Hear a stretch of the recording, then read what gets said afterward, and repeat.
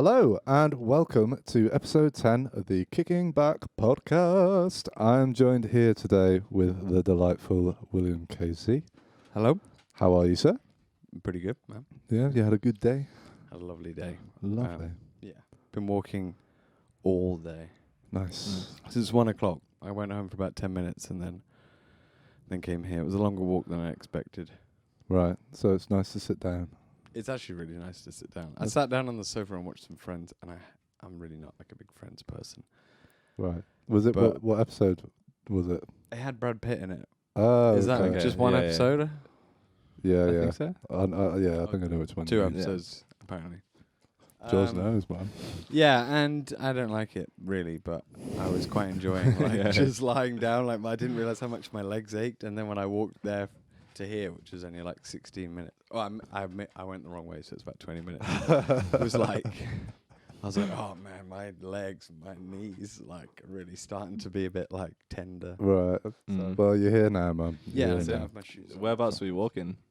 I went to the Chorlton Meadows. Walked from here to the Chorlton Meadows, and then round the Jackson Boat, just round.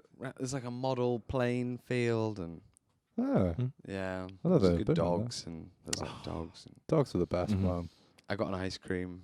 I went to the Chorlton Water Park, and I got an ice cream with an Oreo on it. Nice. Mhm. Beautiful. Sounds like a great Yeah. day, Bob. Yeah, it was a really good day, and he was like, everybody watch. I'm gonna throw my ice cream up in the air, Right. and it's gonna do a full loop, and I'm gonna catch it. No way. Yeah, and he did it, and everyone cheered, and he was like, I'm gonna do it again. And I was like, no, don't do it again. That's a stupid idea. Don't do that again. He did it, caught it, bounced out of his hand, landed on the floor. Everyone was like, we didn't even want you to do it. You did it, and it was fine. You got too cocky, man. Man, absolutely. Happens. Everyone was like, you're going to be too cocky and you're going to drop it. You're And gonna he fuck it. still had to do it. Wow, what an exciting day. How are you, Matt? You alright? I'm good, man. How are you doing? I'm good, bro. Yeah, I've not as an exciting day as you had. Will, No, but most days aren't really that exciting. No. So This day this has was been- maybe like one of Another the best days in 2021 so far. A good start to the year so far, man. So, for people at home, Will, that don't know who you are, do you want to give them a little explanation of what it is you do? I'm a singer-songwriter, composer, producer of theatre that has music in it. Nice. And you've got a new album coming out, isn't that right? Yeah, I have a new album that is going to come out, but I don't exactly know when it's going to come out, sometime around the summer. And that's called Post Coital Jazz. I love that And- title, man. I love that title. And yeah, and then I've got the single. The first 2 singles are coming out on the 26th of March. So Awesome. that's what I'm putting all of my energy into, and then when that's over, we can regroup and decide when we're going to release the rest of this album. It's Right. quite stressful doing the whole thing, so Yeah, of course, man. I don't know, too much for me. So, I mean, I had a listen to the album the other day. All and but one song. You all have all the songs but one song. Oh, really? Mhm. Okay. I think you don't have the last song. No, it's like the second to last. Okay. Song. Well, what I did hear was I did really enjoy it, man. It was Cheers. good. Do you say it's kind of a departure a little bit from what you were doing in the first album? Yeah, it definitely is for sure. It's funny because I would never think that the same question's gonna pop up, but like, it is a massive departure. But I never really think about it, and I never really like promoting my music or anything. But the first one was kind of folky and psychedelic, and this one's kind of like, I don't know, like indie, bit lo-fi, bit psychedelic, got a bit Yeah. of that sort of jazzy vibe going on. And it just seems like a natural progression. I don't know. Mm-hmm. It's hard to say, because then I also write stuff in like music theatre, which is like opera, so that's different. And then I make Yeah. music with Bethlehem Casuals. So I've never really considered the like departure from something as Right. if it's just something that you might dip into and dip out of. Yeah.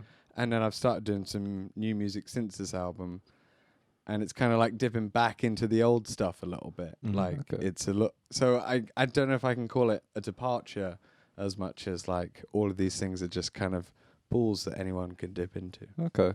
But if someone else did it, I'd be like, so how's the departure? Like, How's so the never, departure? when you're doing it yourself, it's You like a don't bit think about it. different. Yeah. Yeah. When someone else looks at it from the outside, you're like, Yeah, oh, that yeah, is a isn't it? departure from the sound. Yeah. But I could definitely go back.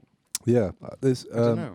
I mean, you do a lot of stuff, like a lot of different projects. Like whenever I talk to you, you seem like you collaborating with different people and what have you. Is there in terms of like when you're, do you put on like different heads for like each sort of thing, or do you just like write stuff and be like, that seems like it would be for that project and that for that, or Harmonically, it's all the same. It's pretty much all exactly the same thing. right? I think like that I'd dip into, especially like chronologically, like the opera which happened in 2019 was written over 2018. Loads of the ideas were used in the Bethlehem Casuals album, and if I have to do a score for a film, well, I don't have to, but if I do want, because I want to, then it will definitely reflect whatever song I'm writing at the time. So musically, I just use the exact same ideas at the time and just be like, right, I'll use this one for that project.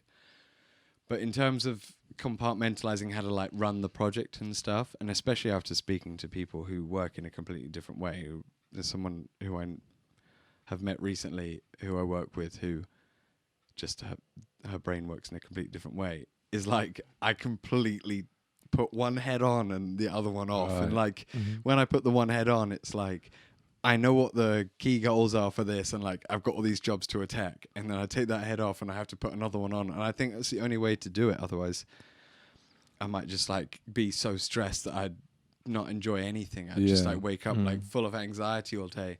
And sometimes when someone makes me talk about all the things at once, I like leave it being like really quite down. Like in a sense, I'm like, oh my God, there's so many things that if I don't, they're not like difficult things to do, but they're like, if I don't do them, no one's going to even ask me if they're done, let alone pick up the slack. Do you know what I mean? Right. Yeah. So it's like, oh crap, I missed that deadline, which means I've missed this for that one project because I don't know, I was just not thinking about it.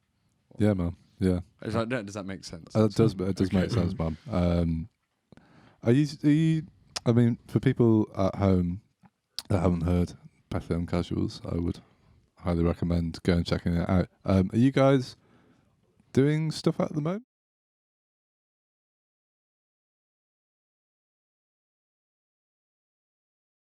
And stuff, and there's 7 people in the band. We don't really have a place to rehearse at the moment, so we've not been able to. I mean, we did stuff online. We're very much like a live band, so we haven't had a rehearsal room, and where we've all moved during the pandemic, we've like lost our space to rehearse. Right. So we've really not done a lot in terms of, we've never met all together, which is a massive shame because we just have to play together. That's what it's all about, is playing together. But we did start trading stuff on like Logic over line. All right. And over line. Online. Over the onlines. And we got some really, really good music. Like, we did it, and then it was like 1 month of just being like super productive at the beginning. Yeah. And then we got loads of great ideas. And I think from my point of view is like, we already had loads of stuff that we hadn't worked on before the lockdown. Like we were already sort of like in our element in terms of writing. So I'm a bit like, I don't want an overload of stuff to rehearse. I like the stuff we've got. I want to work on that. So there's no pressure, but Yeah. it depends. With 6 people or 7 people, Naz is in Bulgaria, so there's 6 of us.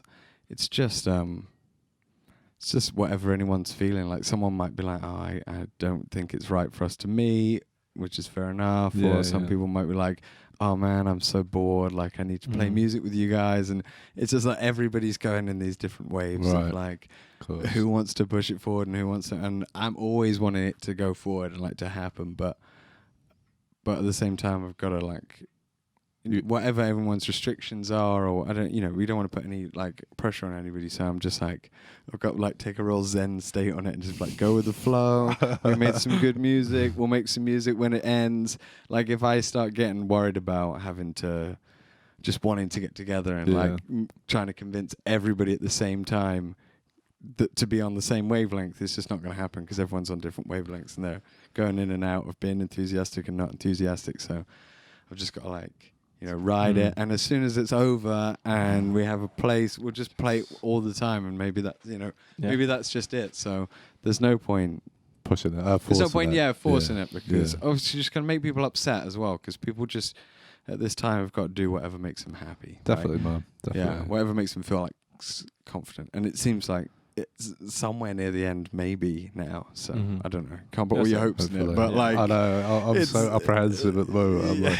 I'm hopeful. I am as well. I just don't want to I've said to myself, I'll get excited the day before.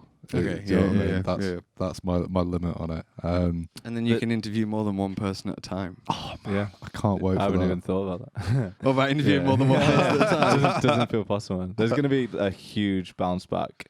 No one's taking live music. No musicians taking creating music with another person for granted after this. No. After not being allowed to for so long, man. Yeah. I took it for granted. I'm sure everyone else did, one way or another. But it's like, I need this stuff, man. I need to be creating music with other people. It's just too natural, isn't it? It's crazy. Yeah, man, definitely. Yeah. And like Sean was speaking about the other day, just about being so in your head, and while you're writing at home, you're just in your head all the time, and you don't. As a composer, you've got to do it on your own, so it's relatively comfortable. But I imagine for people who are session musicians on the part-time, borderline session musicians, whatever, you just need to be playing with people, otherwise it's so dull. Yeah, absolutely, man. Yeah, definitely. So in terms of the casuals then, in terms of when you're writing stuff, how collaborative is it? Is it like one of you will come forward with an idea, or is it very much just do it in the room, see what happens sort of thing? I don't think I've ever weighed in on this in public or anything, well, so I don't know what I want to say. Okay, so I write a lot of the stuff. Okay, right. And I don't think anyone would deny I write a lot of the stuff, but how much they add is really up for grabs, and they add loads. Yeah. But it's still my song. So I don't know. In my mind I've always been like, well, it's probably a 50-50 deal. Like, I write 50% of the song and they write the other 50%. I'm sure sometimes I feel like it's weighed more in my favor, and other times I'll feel like it's the other way. So they do a lot, and there's no way it could possibly be the same thing it is without them. So there's it's impossible for me to unlock that other 50%, even if it's just 20%. There's no way I can unlock that 20% without them. Yeah, do you know what I mean? Yeah. So it doesn't matter how small that percentage is. It's Have essential, it, isn't it? Yeah, it's essential. So they have it locked down. So I can't even begin to say that without them it would be so much as good. It's just it's just one, and it's a massive collaborative experience. As well as on that level, that's more of a production side. When we're writing the stuff, I'll just be like, oh, I've got this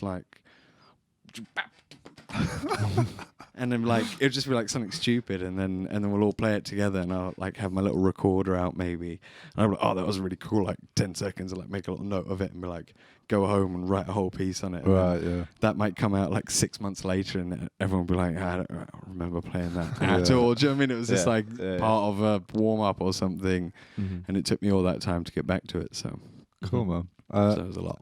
And then with your stuff, the William KZ stuff. So who else is in the band for that then?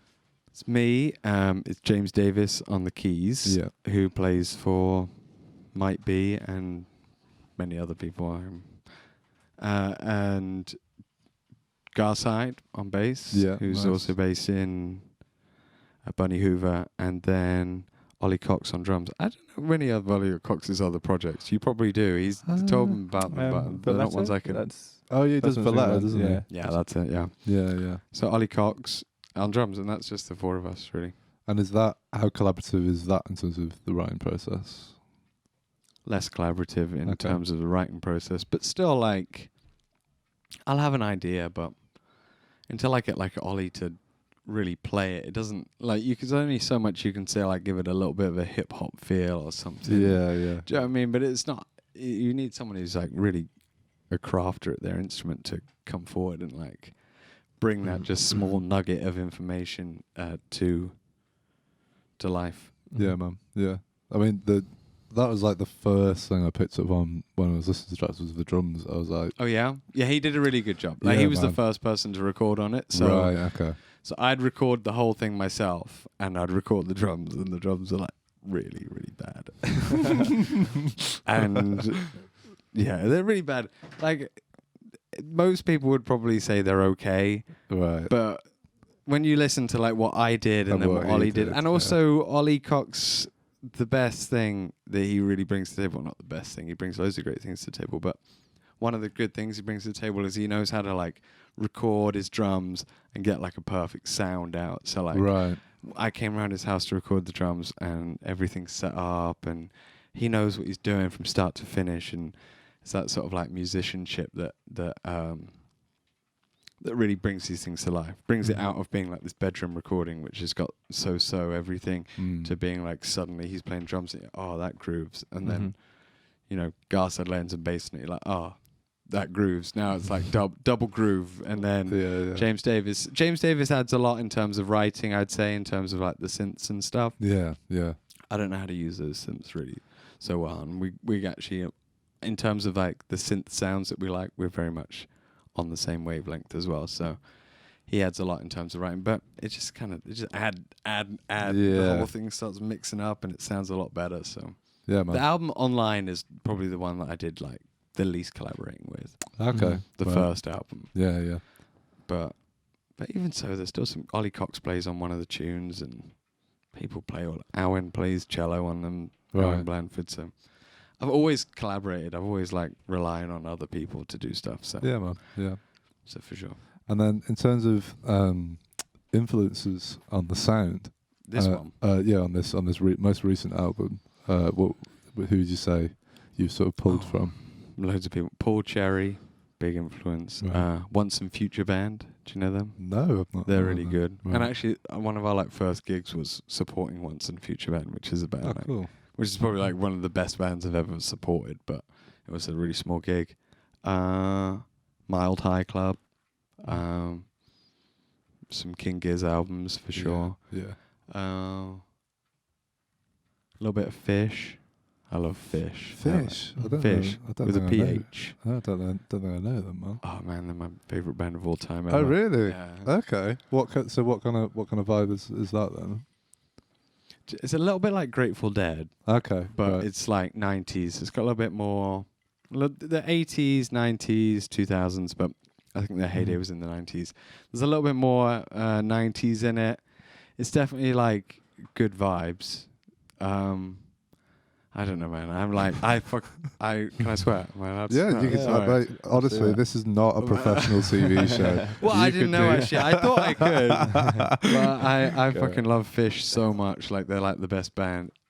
Basically, they're like a joke in American pop culture. Right. The fans of Fish are like the like archetype cult band Right, with the fans okay. who follow them and go to every single gig, very much in the way that Grateful Dead had people who followed them around, the Deadheads, and like would take acid at every single gig, and sort of it was just like a thing that you did. You just followed Grateful Dead around America in the Yeah. 60s, and it was like part of that acid culture thing, that electric Kool-Aid thing, and then Fish kind of feed off the back of that they're also this band that did these huge concerts where they jam for ages, and then they had this massive following that followed them.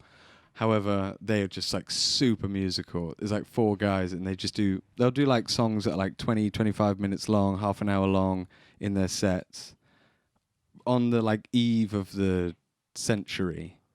So in the year 2000, 99, is that right? 1999. 2000. Yeah. So like they started the first minutes of 2000 and a gig in some like park in America, like National Park, and they play for 6 hours and nobody leaves the stage. They just play 6-hour long gigs. They play from like 12 o'clock at night on 2000 until 6 in the morning, and then they just jump off stage. That's awesome. Yeah, like and the gig is just like you cut in any place, and it's just like going for it, just like these massive solos. Everyone's just like the musician, like the music itself. It does sometimes go in harmonically places that are like wild. That's A lot of fine. the time, it's pretty like just chill and like super like I don't know Like you're graduating from high school in America, like for 6 hours long. You know what I mean? Like, you're like, all right, yeah, exactly. And there's a lot of that, but something about it just really like gets me in a place. It's like I can just listen to it all the time, and these massive guitar solos, and they're just listening to each other on a level that I just wish. I mean, I've got Casuals is a great band to be in terms of jamming and listening to each other, but they're on like a level that's just like beyond what I could even think. Like it's just outrageous the ability they have, dexterity and stuff, but are also just constantly listening for like the smallest things. And occasionally the jam doesn't seem like it's that amazing from the outside, but when you think like when you're like really in the mode and you listen to it, you're like, oh wow, I can really go deep and deep and deep. And these guys obviously have a real connection beyond music of just being friends and just having that connection.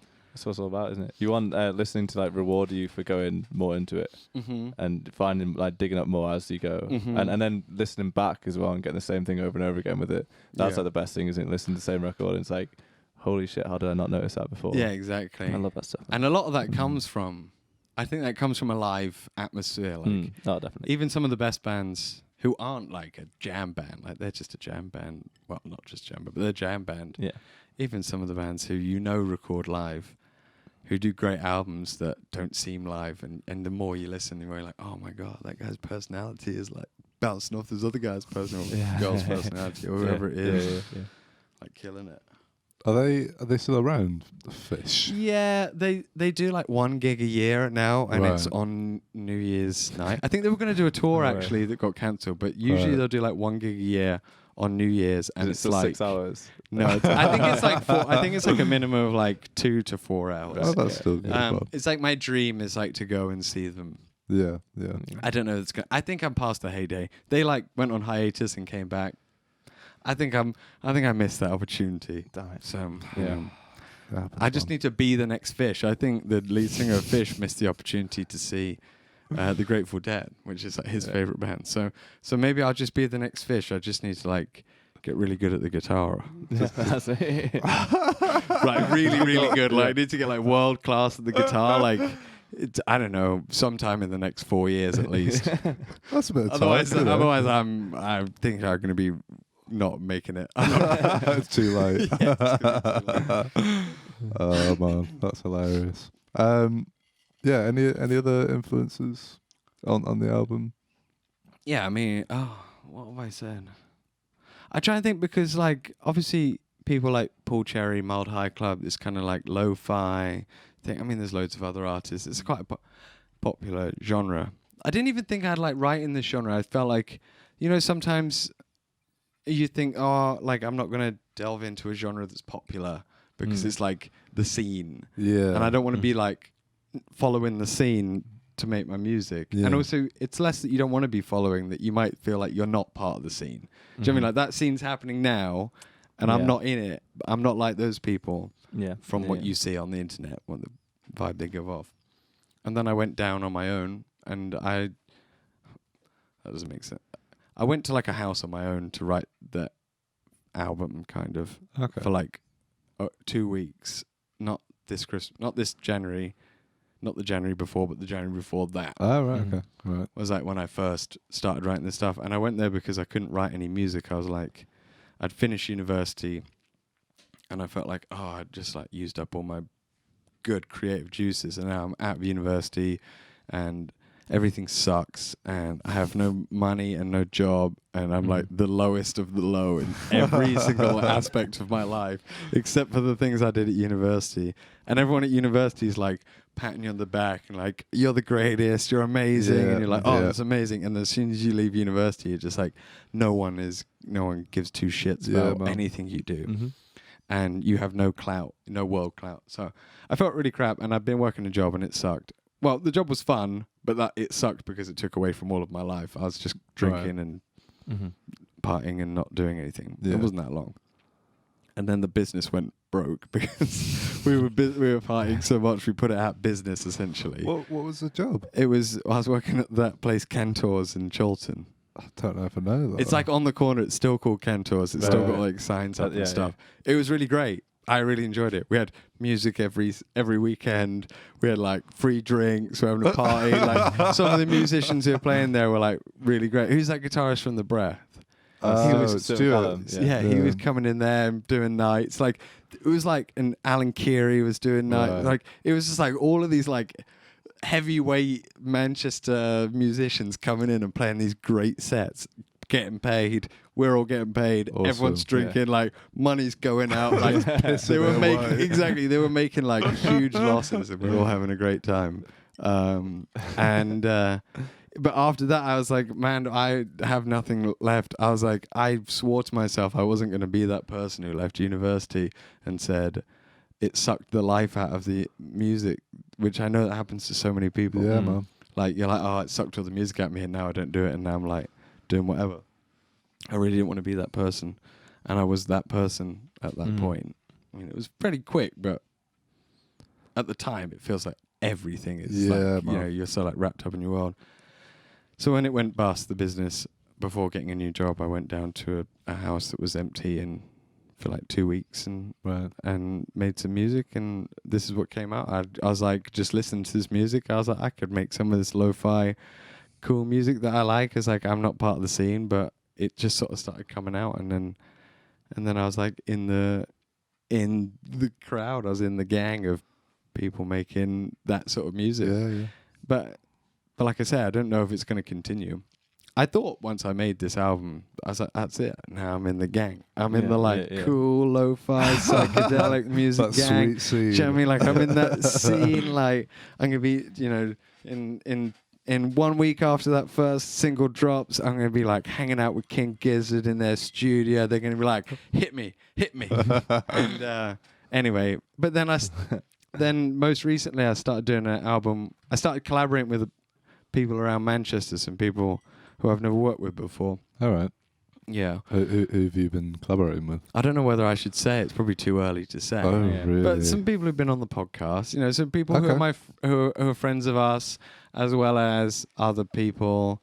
I don't want to get too much. I guess I don't want to get more hype up for something so early on. Yeah. Especially if some of them might not come to fruition. But so I contacted all these people I'd never worked with and started doing collaborations, and that's kind of moved it in another direction. So you just can't say, like, I'd love it to continue in the direction this album's going, and if I meet the right people and do the right things, it definitely will. But since my band with James and Garside and everyone is kind of like, we'd only been together like a few months before lockdown, so it wasn't like anyone's like, can't wait to get together, guys. Like we're good friends, but we're not like we're not like playing. We've not done enough gigs or anything to warrant that level of connection and needing to be together. So you just move to whatever is working and stuff. So I think that's it's a good attitude to have, man. I find that very admirable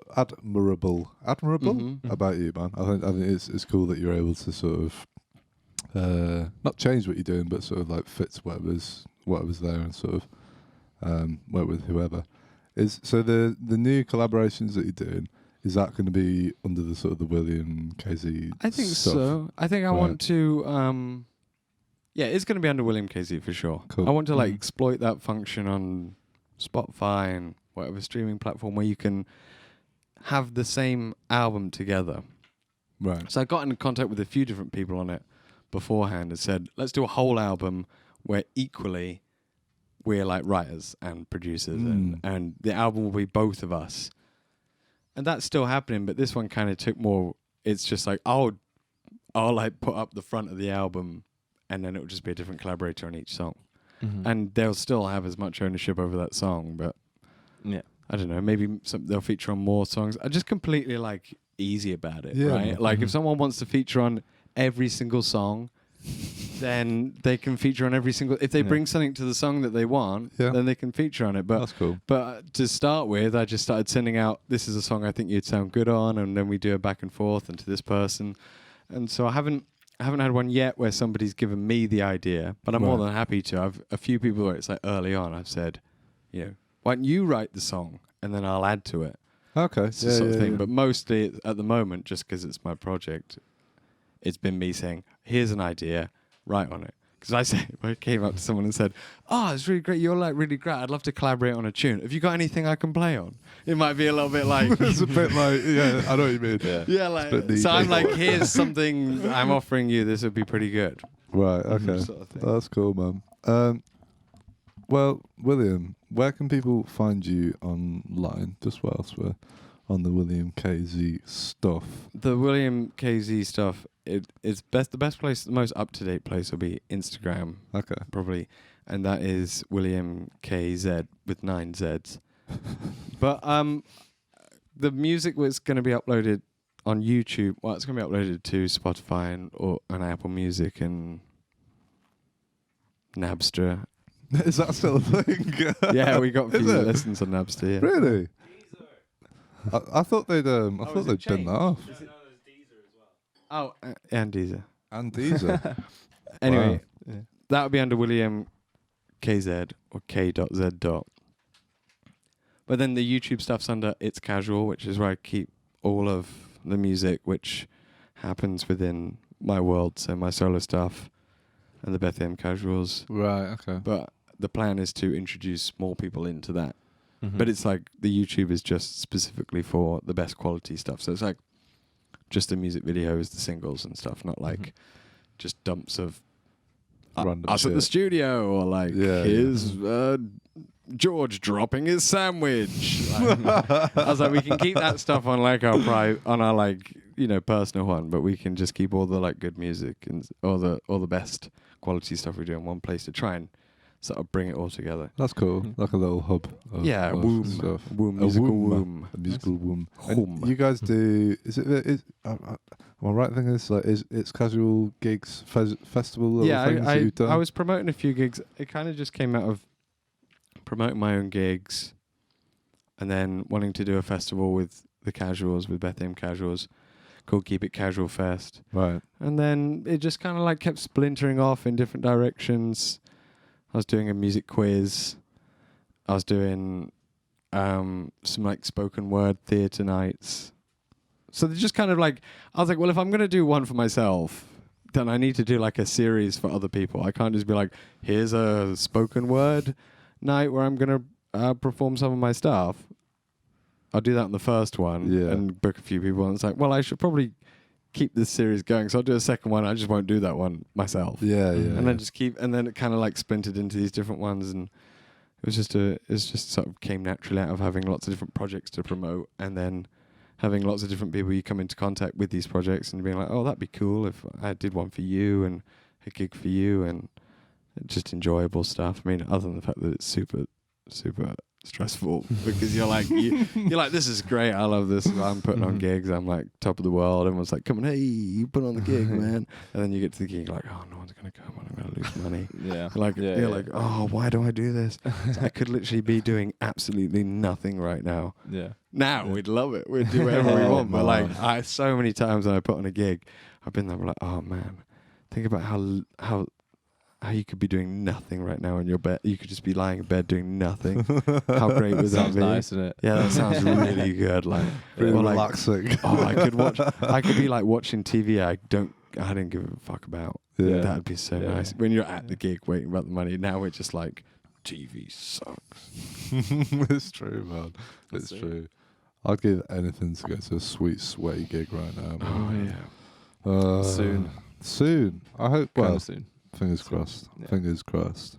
I was going to ask you about the operas and things that you've done, the theatre stuff. How do you come up with the ideas or the things for that? Or at least to tell me about some, because I've not seen any of them, so I don't know what the sort of narrative thing of it is. Or Okay. So I've written a few. Well, not many, but I did a couple. But the most recent one and the best one is it's about a girl whose hair, she wishes for lovely hair, and her hair grows too long and then just keeps growing, and she tries to get it cut, and no one will cut it because every time they try and cut it, they're like drugged up on how like how lovely this hair is and stuff. So they can't even like begin to cut it, and then it grows so long that it engulfs like everyone and everything. And she dies like tragically wrapped in Jesus. like a, just a cacophony of hair and boats and people and stuff. Where on earth do you come up with that idea from? Actually, the idea, I can trace the idea back, and I think I came up with an idea after I read this thing that inspired me, that was so exactly the same as the thing that I had read, that it made me a little bit like, I was just like, oh, sometimes you have an idea and you're like, it's a rip-off. I've ripped someone off. You're like, I've ripped someone I love off, but it's still quite a good idea. I'm going to roll with it. But you kind of like, it's such a rip-off that if you told anybody about what it originally was, they wouldn't like it. Yeah. And that happens all the time in anything I do. I rip people off as much as I can. But it seems to be that most of the time, especially if it's a good idea, so pretty much all the music that gets presented to anybody goes through such a growth that it actually isn't the same as the idea. Yeah. So this is one of the ones that I came to much later, was like, oh yeah, I remember that thing I was inspired by. And it was like, I was reading Caetano Veloso. He's like a Brazilian singer-songwriter. He's like, you could maybe call him the Brazilian Bob Dylan. Okay. Maybe. It'd be a very loose and maybe a little bit offensive like generalization, but that's his like role in the Brazilian scene in terms of being a poet and a one-man band sort of thing. And I was reading his autobiography, and he'd written a play when he was like really young about about somebody who gets killed, and they're the good person, they get killed by the bad person. As they fall into the ground, their like hair grows into the ground and grows silk, and the silk turns into all these plants, and that person is defeated by the fact that the person he killed has made the world good, and he's surrounded by this good world. I don't know. It wasn't particularly like, it was like we made this play and it failed.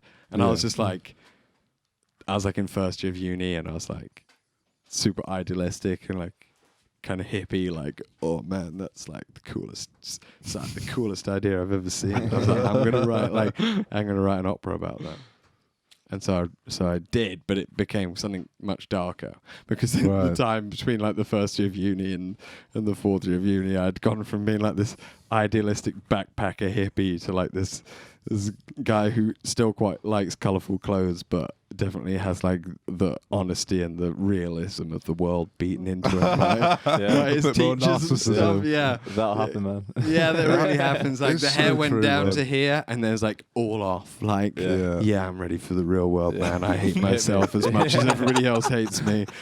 Yeah. Oh man, you're speaking so much truth there, man. I mean, I know we talked about it before about college and stuff, but there's something about that institution that kind of has a funny effect on people, isn't it? It's great though. It's a great place. I just think there could be some improvements in terms of mental health.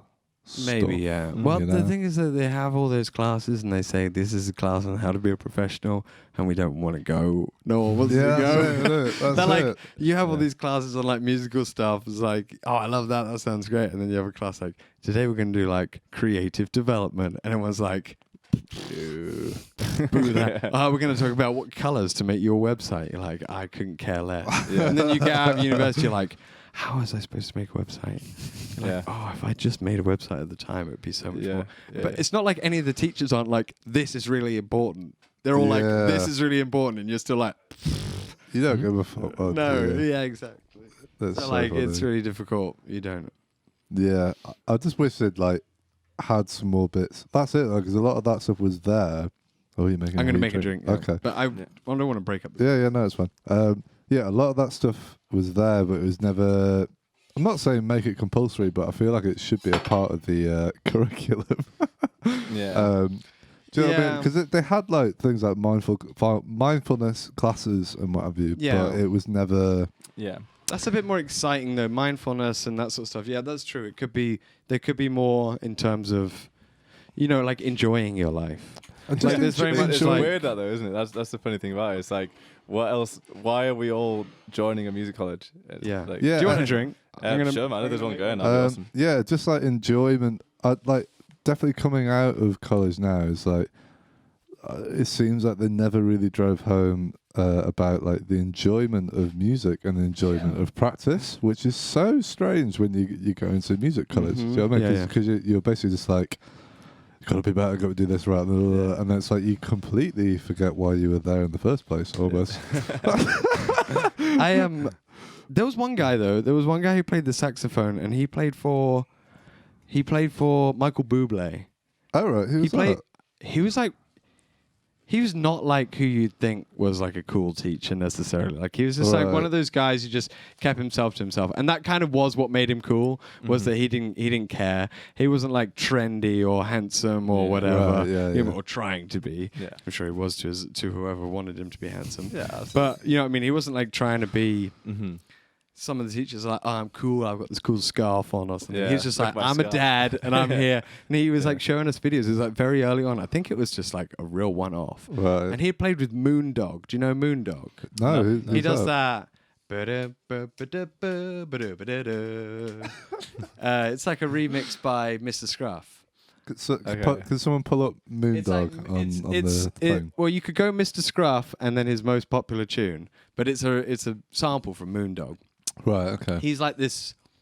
He was in New York in the 60s. He was like a homeless guy. He was a massive beard in this like massive outfit. He was called the Viking of something street. Okay. And he played saxophone, and he had these like big tunes where it was like loads of ostinatos between like that's passed around big groups, sometimes up to like 100 saxophones at a time. He's just this musician who's just like this real character around. Right, okay. So if you look up videos of him and pictures of him, he's like this massive beard and he plays a saxophone. There you go, we've got a picture of him there. Yeah, exactly. Wow. That's the guy. So for the people at home listening on the audio podcast, it's basically a guy that looks like a Viking with a leather. What is that? Like a leather? He's got like cow horns, and it's like a leather hat and a big ass beard. And what's he drinking out of there? It looks like, I feel like it looks like a coffee cup, but I definitely think it's got booze in it. This teacher had played with him. Right. Anyway, okay. so the crux of the story was he played. That was the cool thing. That was the thing that drew me in. He was like, I'll play with Moondog. Everyone else is just like, and I'm like, Moondog. Oh, I love the 60s. That sounds cool. And he played with Moondog. He played with Michael Bublé. He showed a picture. He's playing with Michael Bublé in front of like the O2, and then he showed a picture of him playing in like some cafe, and he was like, I prefer the one with me playing in the cafe. Yeah. He just said that to everyone. He's like, any day I'll pick playing in that cafe over playing with Michael Bublé, and that's why I like doing music. Yeah. And he was just like, he just really like hammered it home. He was just like, you don't get paid as much doing music, is what he said. But he's like, but I enjoy it far more than any other job. Absolutely, and that's what it's about. It is, and that was like one of the only teachers who really said that to me, and that was in first year. I was like, it's like one of my first ever lectures. I was like, oh my God, this music college is the greatest thing ever. I don't think I heard that sentiment again. Like the sentiment I always got was like, they're coming for you, man. Those young guitarists, they're getting pretty good. They're getting jazzy, yeah. You know? They're coming, yeah. It's like, watch out, you know. That's fun. It's fine, man. But yeah, it's you gotta prioritize enjoyment, don't you? Like, yeah, I think as well, prioritizing like mindfulness and practice and things like that.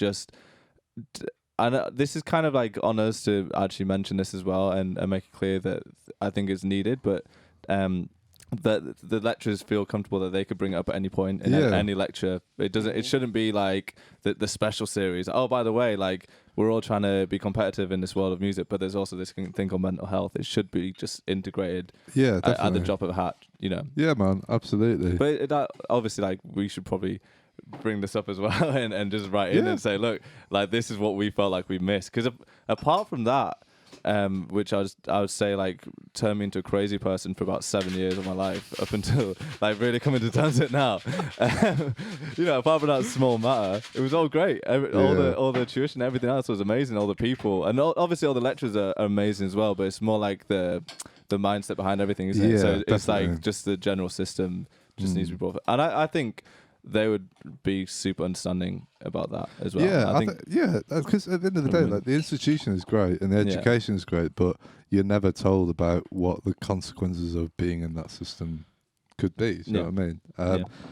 Sorry, for the people at home that are on the audio podcast, Will's just making up some sweet cocktails for us. So, Will, what are these drinks? Thank you very much. So, I'm making these for everybody on the... I'm doing this COVID safe. Yeah, he's got rubber gloves on. He's got a mask on. It's all very COVID safe.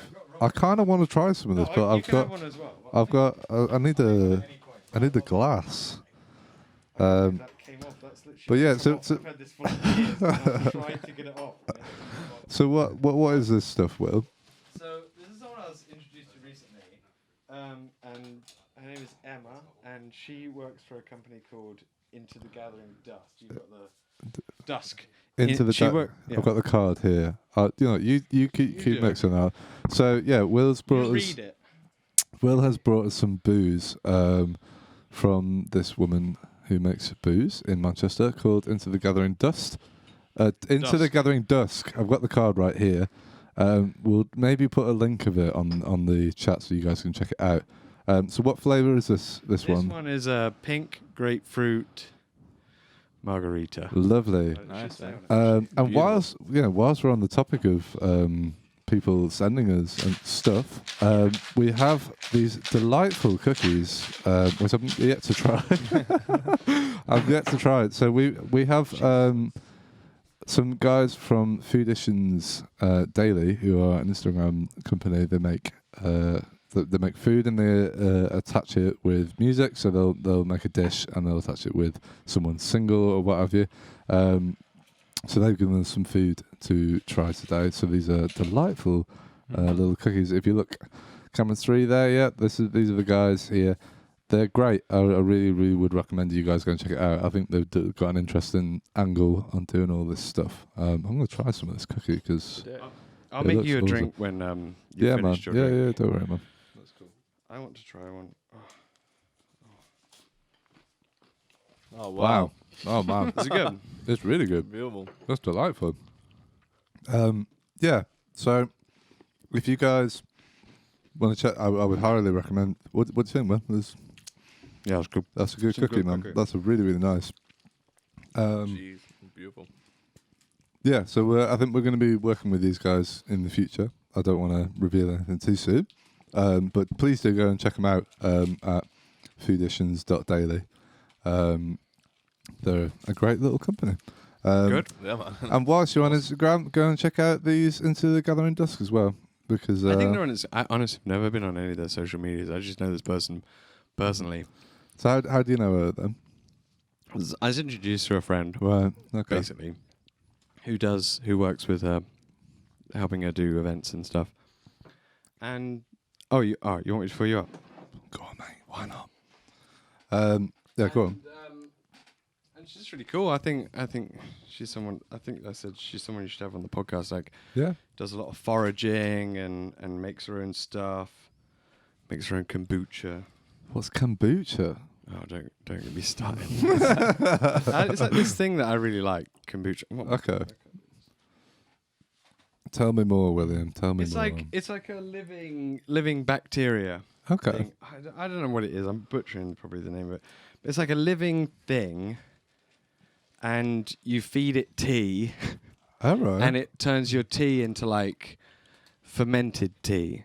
Mm. So like it's like a living thing that's called a Scooby. Right. That sounds wild. Mm. And it's like, it looks so gross.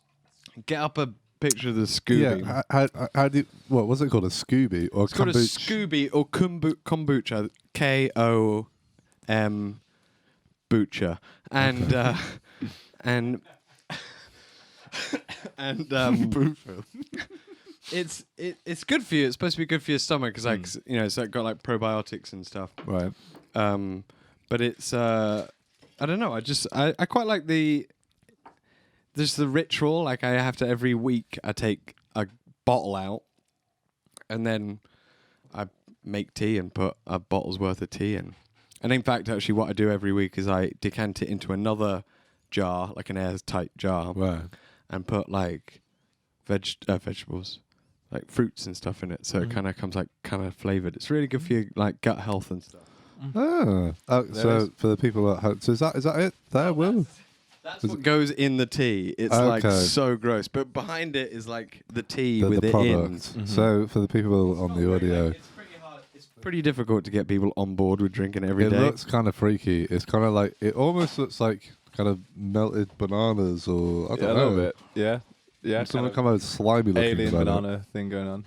Yeah. How does it taste? Is it? I imagine tastes it's pretty strong. No. Actually, no. Well, it tastes like tea, and it's got that kind of like fermented, bubbly. I don't know how to explain it. Fermented tea sort of flavor. I quite like it, but it's not like you wouldn't necessarily be like, oh, I can't wait to have my glass of kombucha. It's kind of something you would have like in the morning, and it would make you feel good. And how much do you have? Is it like a like a glass full. Just a glass small full. glass full, yeah. Right, okay. You wouldn't probably have more than the amount that's in there. Okay. Where's it from, kombucha? What countries? Oh, I have no clue. Let's find out, right? Yeah. Research team, I feel like find out where that sweet kombucha's from. I'm at the risk of sounding or being absolutely wrong. Maybe Japan? It could be. It could be. That's like Wigan. Wigan. It's from Wigan. Nowhere near. No, well, who knows, bud? Who knows? Yeah, how is the Really nice. the drink, This man? is beautiful. It's really Where's it from? China. Okay. It's what? Close. Okay, yeah, Not too bad. the right sort of area of the world, I guess. Have we got any more information on the old kombucha? Anything you can read out for us? Go on, James. Kombucha, also tea mushroom, tea fungus, or Mancurian mushroom, is originated in China, in Manchuria, China. Manchuria. Probably butchering that. Where it's traditionally consumed, or in Russia and Eastern Europe.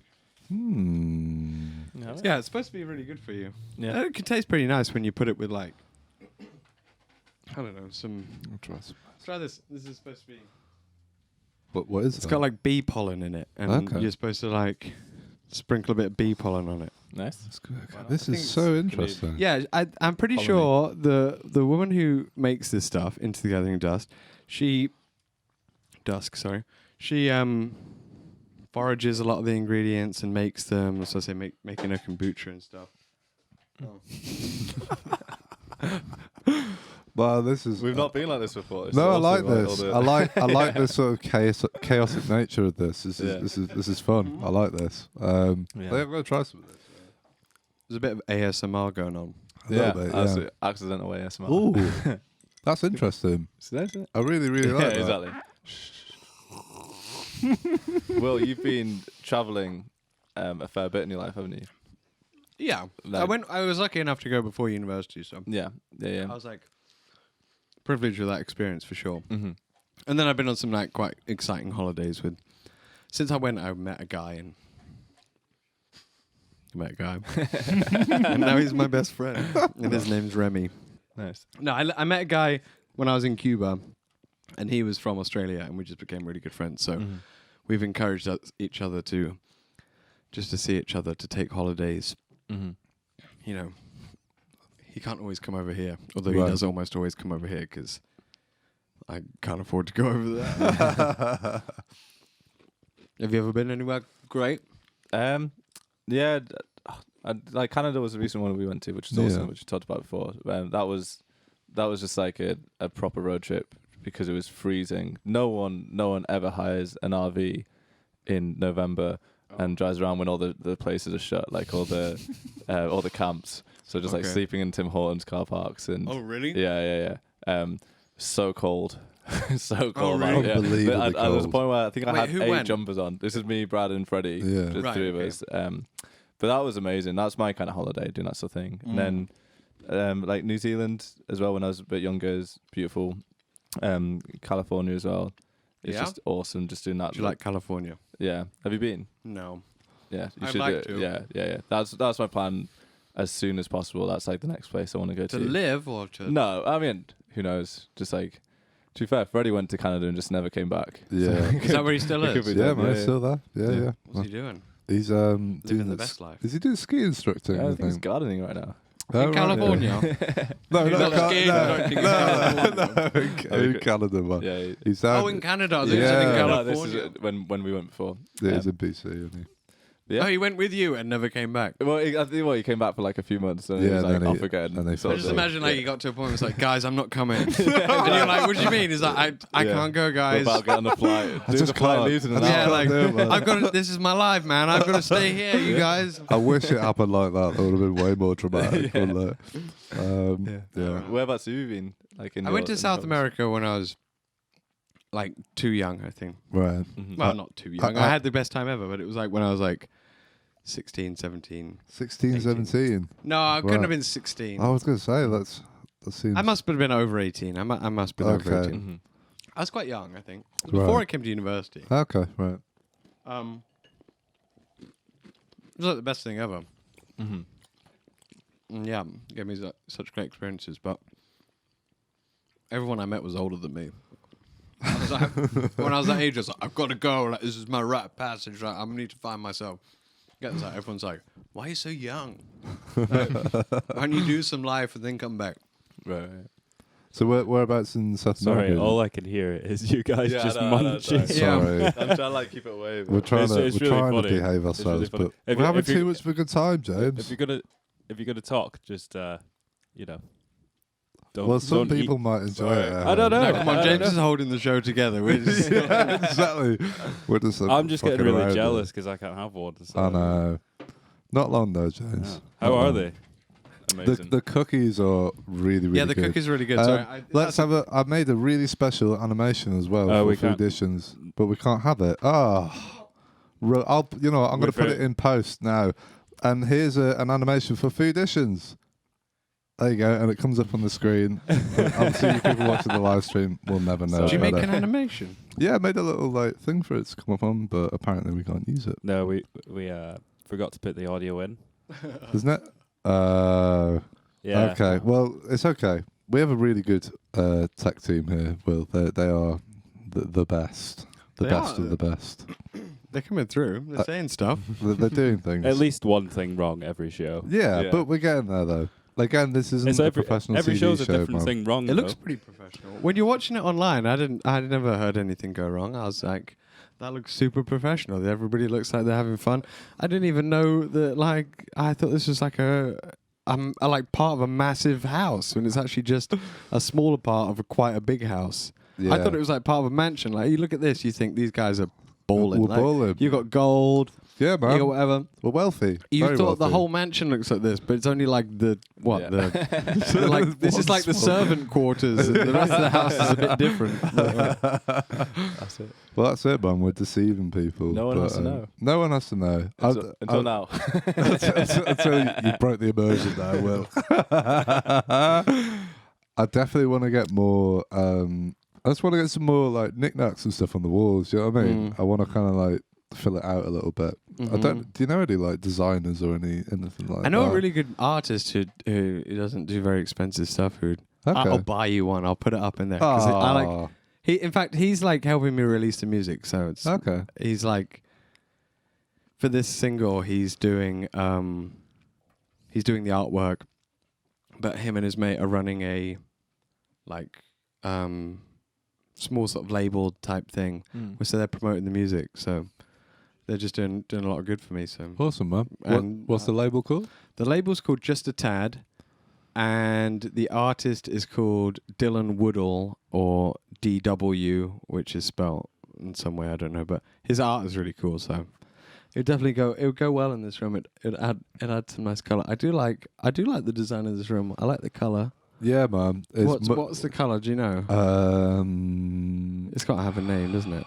It does have a name. I'm pretty sure the bucket of paint is in the corner over there somewhere. But yeah, I took a load of references from because I mean you came in here when it was the other color, wasn't it? It was like that lighter, Yeah. almost white green, which Yes. I wasn't massively keen on. No, it wasn't very nice.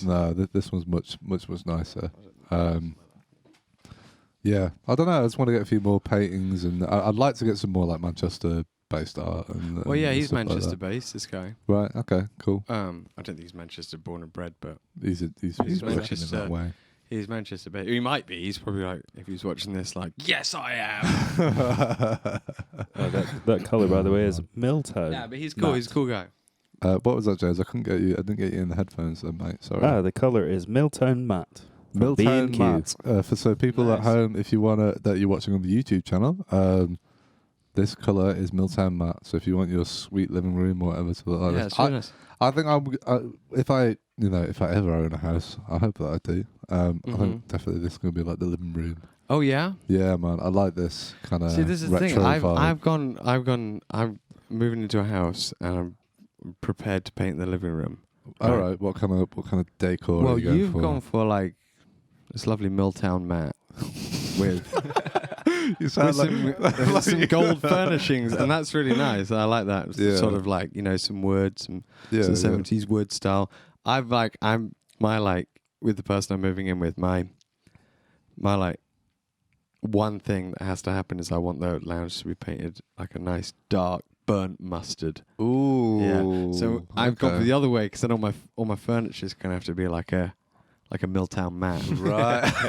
You just Or an darker. inversion. Yeah. An inversion. Exactly. So like That's fine. I'd have this thing here, this Yeah. pineapple Flip it with round. that'd have to be Milltown matte, and the walls would be like giving off that yellow. So is it like a dark mustard yellow? Well, I haven't You not haven't moved in picked it yet, yet. so I can't decide. Where, but where are you moving to? I can't tell. If I tell people, they'll come and They'll parade harangue outside you. my house and ask me to do things I'm not comfortable doing. But it will be in Manchester. Okay. I'm not moving away from Manchester, Okay, but I that's wouldn't cool. dare tell people Where? that it's going to be like, you know, in Chorlton or anything. Hit him. It's going to be in Chorlton. If anyone wants to come, they can come, because I'm going to have a really good time. Oh man, I'm certain when we are out of this lockdown, we are going to do a like RecRooms like party gig thing and use our outside space that we've got and just like have a Yeah. big do. It's got to be an done, man. all-day party. I mean, my birthday's the outside 21st of space? June. Well, outside of the studio that we have here, Will, we've got an outside space. You know, like round the back of the studio over that way. Oh, yeah? Yeah. That'd be that sick. That one over there. So we're going to use that, and I don't know. I'd like to like set up a stage and just have like an all day thing. Yeah. Yeah. That'd That's be the plan. brilliant. It seems so weird that seems odd now. Do you know what I mean? Like it seems impossible at the moment, but Yeah. it will be fine. Mm-hmm. Be fine. Yeah, for sure. Like, Yeah. there's times when I see people just like close together, and I'm like, something in my brain says, make it stop. yeah, man. Like, Yeah, I don't know what it is. Like, I'm not one of those people who's like, you know, parading in the streets and really, I kind of distance myself from everything during COVID. And tried to just be like, right, I'm not going to watch the news. I'm not going to keep up with anything. I'm just going to I'm going to hear the information and just keep myself to myself. Yeah. But sometimes I'll be around or watching something or whatever, even sometimes stuff that was made before COVID, and be like, something in my brain would just be like, no, that's the wrong thing to do. That's the wrong. The same way if you saw someone, I don't know, disrespecting somebody in a way that is just not acceptable these days. You know, Yeah. like that maybe was acceptable in the 90s but isn't acceptable now. Yeah. And your mind is just like, oh, that's the wrong thing to do. Make it stop. Now it's just like two people having a coffee on a bench. Or like it'll be like I'll be watching a program and two people meet and they're like shake their hands. Yeah. Yeah. And I'll be like, ah. Yeah, literally, me and George do that all the time. It's like we'll be watching something about, won't be doing that anymore. Can't be doing that. It's just Exactly. So it's the It's same there, sort of isn't it? like brain trigger that's making Yeah. you say that thing. It's Yeah. like Yeah, something yeah. in your brain is like, don't do that. Yeah. Yeah, and that's going to be there even when life goes back to normal for years, man. Do you think for years? years? I think I hope not. I hope not, and I Yeah. do think that a lot of people will, unfortunately, continue this sort of like insular life because they'll be like, I'm happy with it. Especially like people who are particularly, I don't know, comfortable in their small group. Maybe it's just them and one other person, or people who have like anxiety or don't like crowds and stuff like that. We really like happy to shelter themselves away, but at the same time, a massive group of people are just going to be like, give it. Yeah. You know what I mean? Like, I'm ready to go out. So Yeah. I'm completely, some days I'll be like, oh, it's never going to come back. And some days I'm going to be like, it's the roaring 20s, baby. That's it. Oh man. But apparently, though, I read, this was before the beginning of the pandemic. I either read or I heard in a podcast or something, someone saying that at the beginning of every century for as long as been recorded, there's been like, it's the end of the world scares. Like people at the beginning of the 1900s were like writing like literature that was the end of the world, and everyone was like, there's something about being at the beginning of a century that strikes like mortality into people, and they feel like they need to express that in some way. And I definitely feel like, obviously loads of stuff is going on that is really important right now, and really there's really like urgent issues that people need to take on and understand. But there definitely is a certain sense of nihilism that comes in that, like, the early century, which is like, it's all ending, there's nothing we can do about it, it's like we need to just kind of push everyone else away. And that's why you had like the Roaring 20s, and we're gonna have like, you suddenly feel part of a decade, like we're part of the 20s now, like, but we were the nothings, and then we were the one that doesn't really work with a word, and now we're the 20s. All right, baby. Now we got 30s, 40s, 50s. We're going to get up to the 60s again, baby. Yeah. Oh man. It's true. So I don't know. It goes in ebbs and flows, and I feel like at the beginning of a century, from what I heard, is maybe like a little bit of a dip. Yeah, man. Yeah, I think things are looking up. And somebody also said that, like, apparently this weekend, one of my friends said the Earth is off its axis. Oh, right. I don't know what that means, but he's like, there's a guy and a girl, and they're both really into their like astrology, astronomy. Yeah, but either or. They're not into. They're into the one which is to like deciding what your motions. So that's astrology's like star signs and stuff like that. It's that one. Astronomy is just like space. All right, it's astrology then. It's the star signs one, and they're like super into it. Yeah, and they reckon it's gonna that everyone's like off in the last few days. Has anyone felt off in the last few days? I felt off in the last few days. You felt off in the last few days? I don't know. I've read a lot of things about people feeling off as well. Because at first I was like, you don't feel off, I feel off. I know what feeling off feels like. But then who knows, man? If everyone's feeling it. Anyone behind the camera feeling off? James? I can't remember what feeling on was like. So that is a yes. George, have you felt over the past few days, George? You're okay. You feel fine.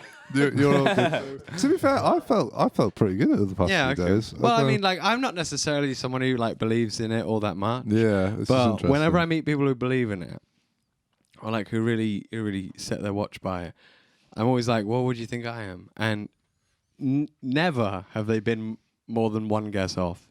Right. They'll be like, oh, this star sign. Like, no. They'll be like, Virgo. I'll be like, oh, yeah. Or they're just straight up like, yeah, you're a Virgo. End of. And this guy, like, these people, they're like into the star sign and the sun sign, which is like another thing, which apparently is more calculated to your mood or some shit. Sign. I don't know what that's a new thing to me. I've not heard of that. Yeah, I not heard of it, and they got like both of mine right. Right. Straight up. Fair enough, man. So I I don't. It's not my thing, but I can't be like berating them if they get it right. Do you know what I mean? Like if I say, yeah, go on, guess it, and they guess it right, and then I'm like, well, I'm not going to tell anyone because I still don't believe in it. I've got to at least give them credit where credit's due. Absolutely, Bob. Yeah. Absolutely. And I've maybe felt a little bit off these last few days. I don't know. Maybe they're projecting on me. Yeah, maybe. Something in the back of your mind. I think we'll go to some music now. Yeah.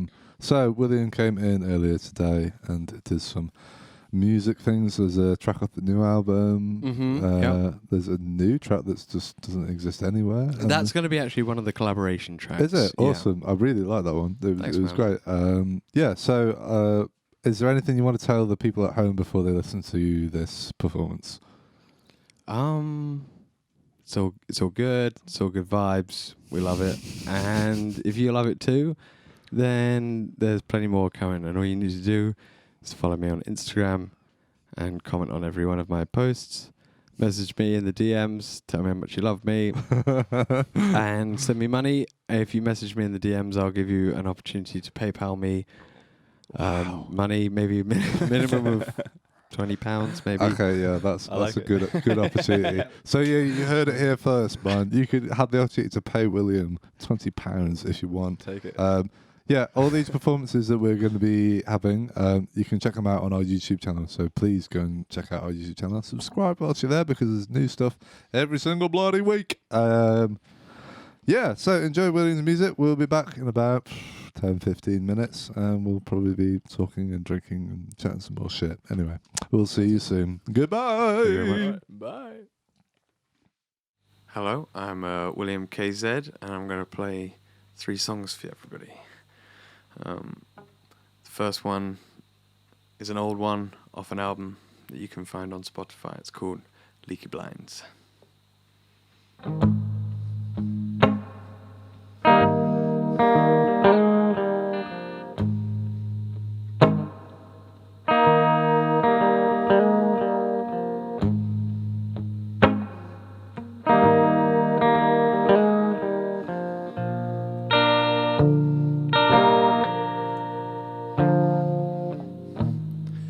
The sun leaks through the blinds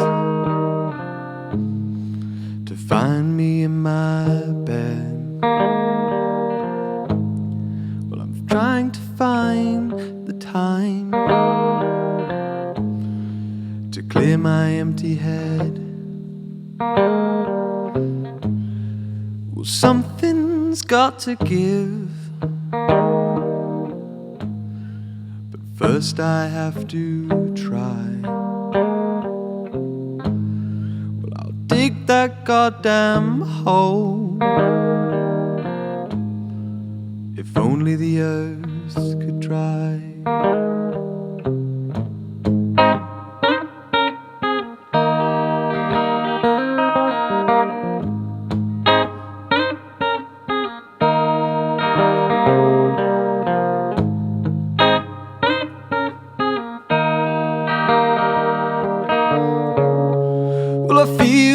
It's a shame that the sun only shines in the day. We'll take off both my legs, 'cause the journey ends here in my head. Well, maybe it's the city blues that make me feel this way. Well, maybe it's just missing you. Maybe it's today.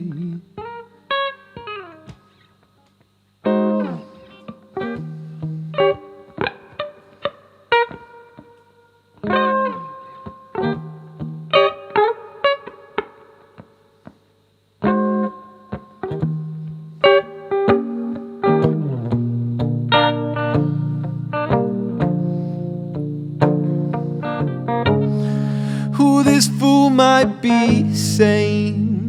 Well, I know I owe a lot, but I'm paying. So take off both my legs, 'cause the journey ends here in my head. Well, maybe it's the city blues to make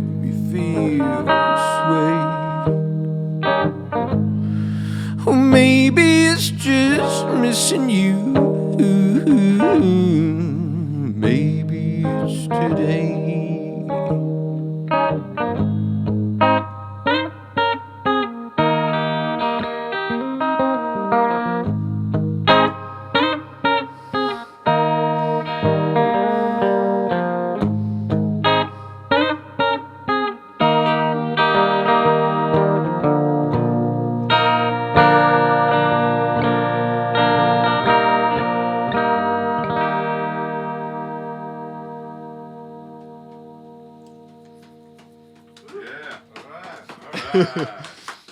Okay, and this is going to be a journey chronologically through time into the future.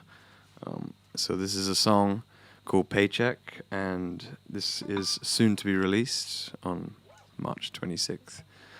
Or if you're listening to this in the future, it's on Spotify.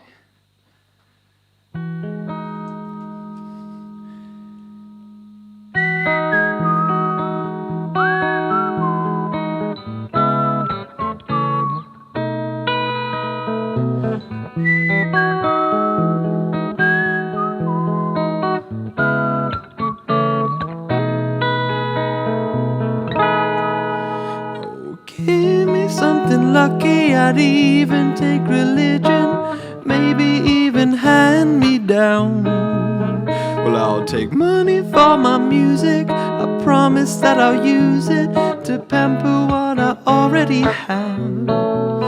Oh, who am I to fool now? I've got this in my room now. She's probably listening to my voice. Oh, seems to hear me funny. I'll send it in a hurry, something to compliment my frown. Oh, you, oh, you, oh, you are the only paycheck I need. Oh, tinted by good living, but I still got love for giving. Well, maybe you should stick around. But if you really got to go, I want you to know that I'm happy knowing it's not the end. Oh, you are the only paycheck I need. Oh, you are the only paycheck I need. Oh, indeed. Oh, you. Oh, you. Oh, you are the only paycheck I need.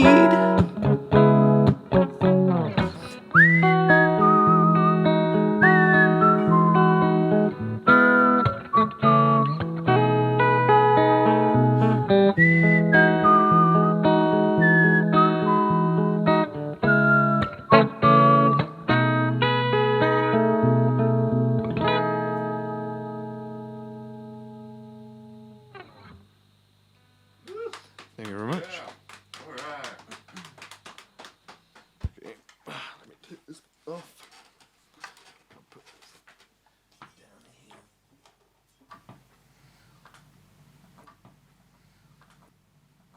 Okay. So, as we've traveled from the past through the present, and now we travel into the future with a piece of music of mine, which is so new, it's hardly worth even talking about. And it's called The Best Years, and this is it.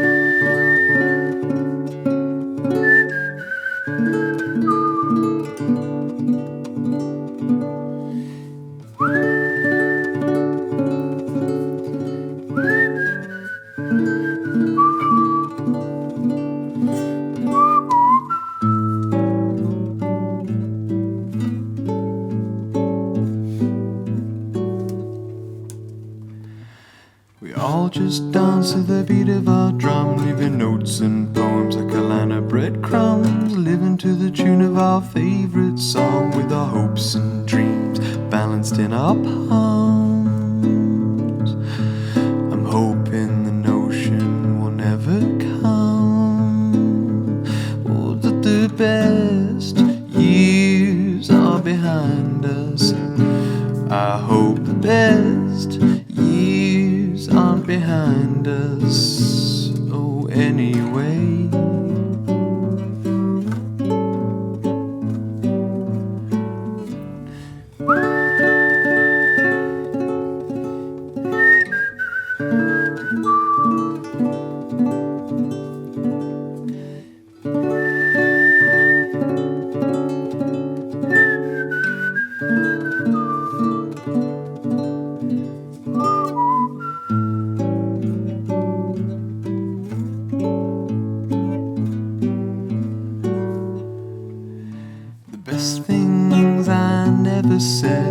staring at the ceiling, lying in my bed, and all the poems I never wrote will drift in the wind and dying in the snow.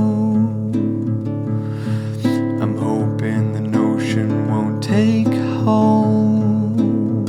Oh, that the best years are behind us. I hope the best years are behind us. Oh, anyway.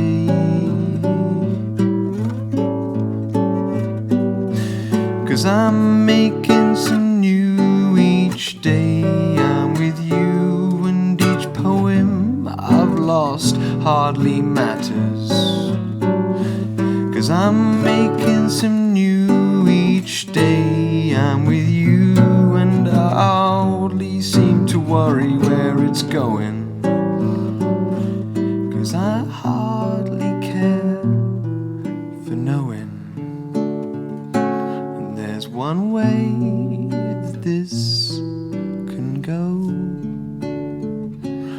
There's so many things I've lost, but it hardly feels a lot knowing you.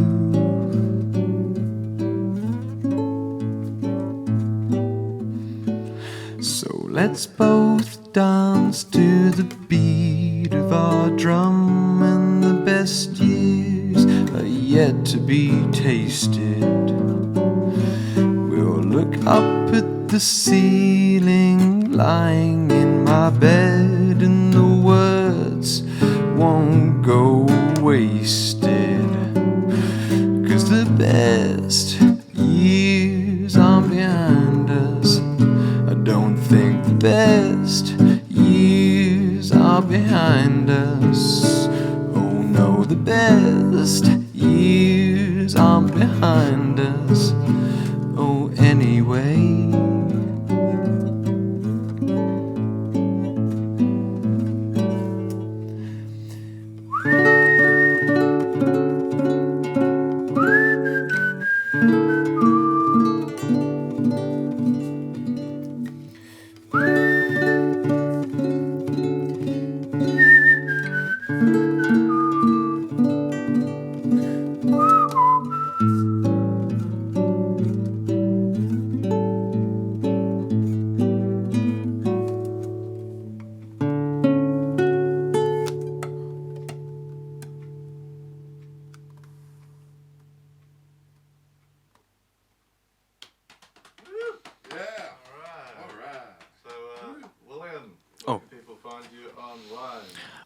I'm on Instagram as William KZ with 9 Zs, and I'm on Twitter as William KKZZ, but I don't use that one all that much.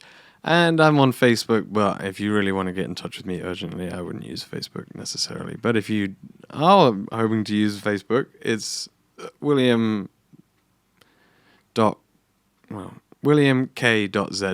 I think. Awesome. Thank you very much. Cool. Cheers,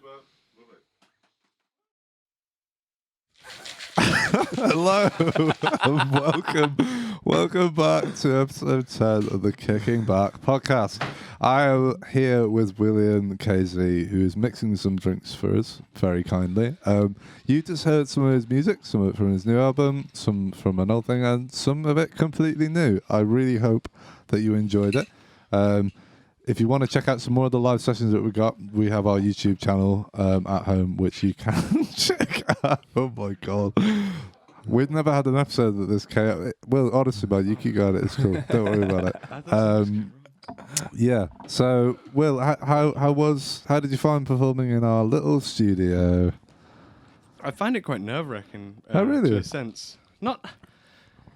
Yeah, I did get a bit nervous actually, but Okay. I don't normally ever get nervous before a gig or Yeah. anything. I'm not like a nervous person, and yeah, I don't perform on my own like almost ever. Like Yeah, I I remember can't you even saying. think. Yeah, I said to you at the time. I don't earlier today. I don't think I've ever performed just me. I've always performed I perform with Naz, who plays percussion for Bethlehem Casuals, Yeah. and now plays percussion for The Lion King. I performed with him early on. Sorry. Let's get the gloves off. There we go. I performed with him early on, and that was kind of like the closest thing to solo. And he didn't do anything but play percussion. Like he's not had any like spoken word, but it's just us two on stage. So I never play on my own. And I was gonna like bring like a tape deck and play some stuff out of tape deck that I'd recorded to tape, but I don't know. Someone said don't do that because you never play on your own. So I thought I might as well do it on my own. It's only 3 songs. Yeah. So it was nice. It was nice to play on my own, but yeah, it's a bit nerve-wracking, especially when you're playing a classical guitar. Man, classical guitar does not forgive. No, hell no. Yeah, acoustic in general, but especially acoustic. But I mean, it's like it's an easy. It's got a lot of ease to it, but you can't.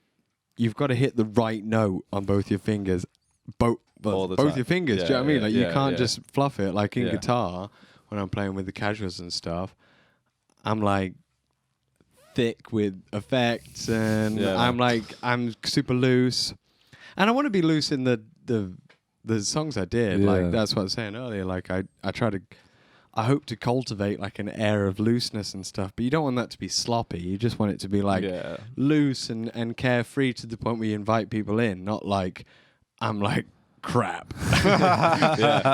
There's a fine line, isn't it? And on electric guitar, like a lot of the artifacts you get from making mistakes can be equally as cool as the actual sound. On classical guitar, a lot of the artifacts when you make a mistake can just sound terrible. Like, it's so embarrassing, man. Like, but also it's all part of the charm. So it's exactly. So you need to get your charm. Like, do you ever listen to Rodriguez? Yeah, a little bit. I have done. That way he plays guitar. Where he kind of he's got this like strum and there's all this stuff and it's like it's I don't know what guitar he's playing.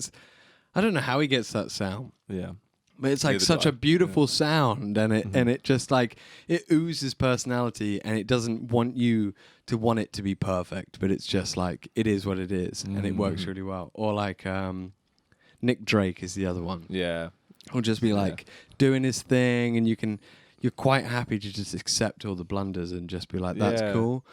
And I hope to cultivate that. And I think the only way you can really cultivate that is by not really thinking about it. Exactly, man. You know what I mean? So I'm not thinking about it when I'm doing it.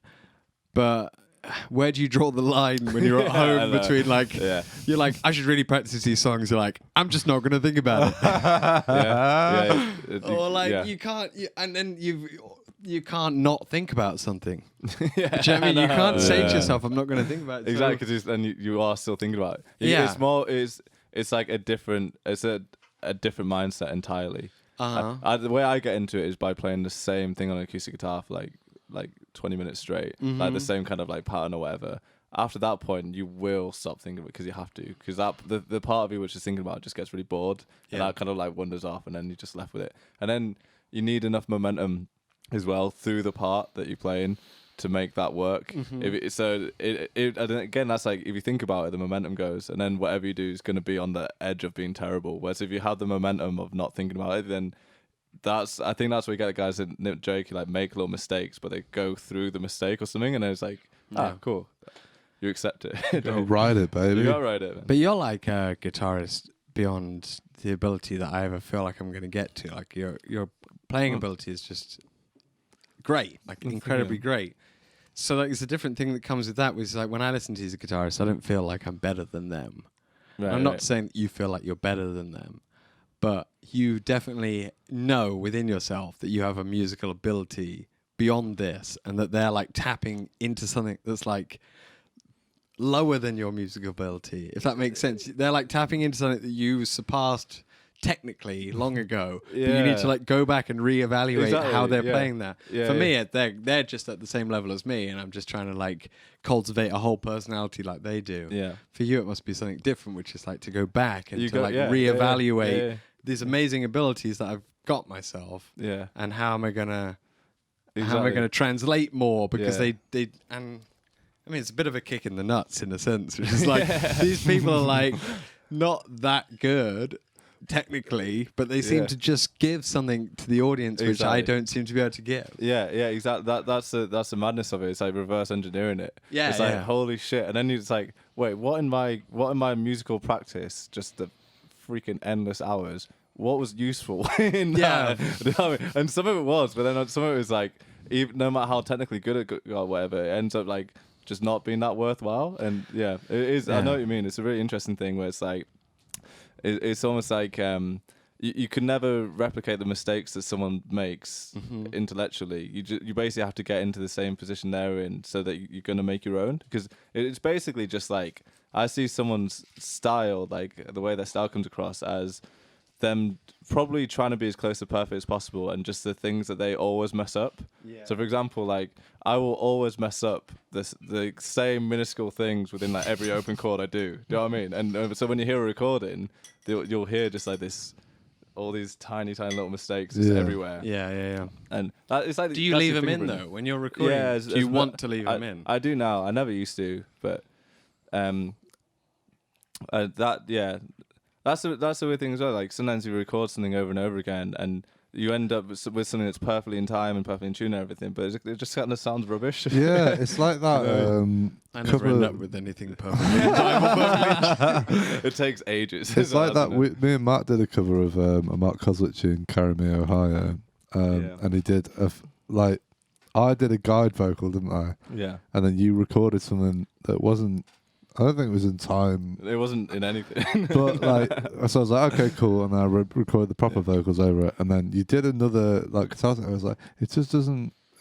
It's better, technically better, but it just doesn't feel the same. Do you know what I mean? There's something missing. There's another thing to be said about cross instrumentalists.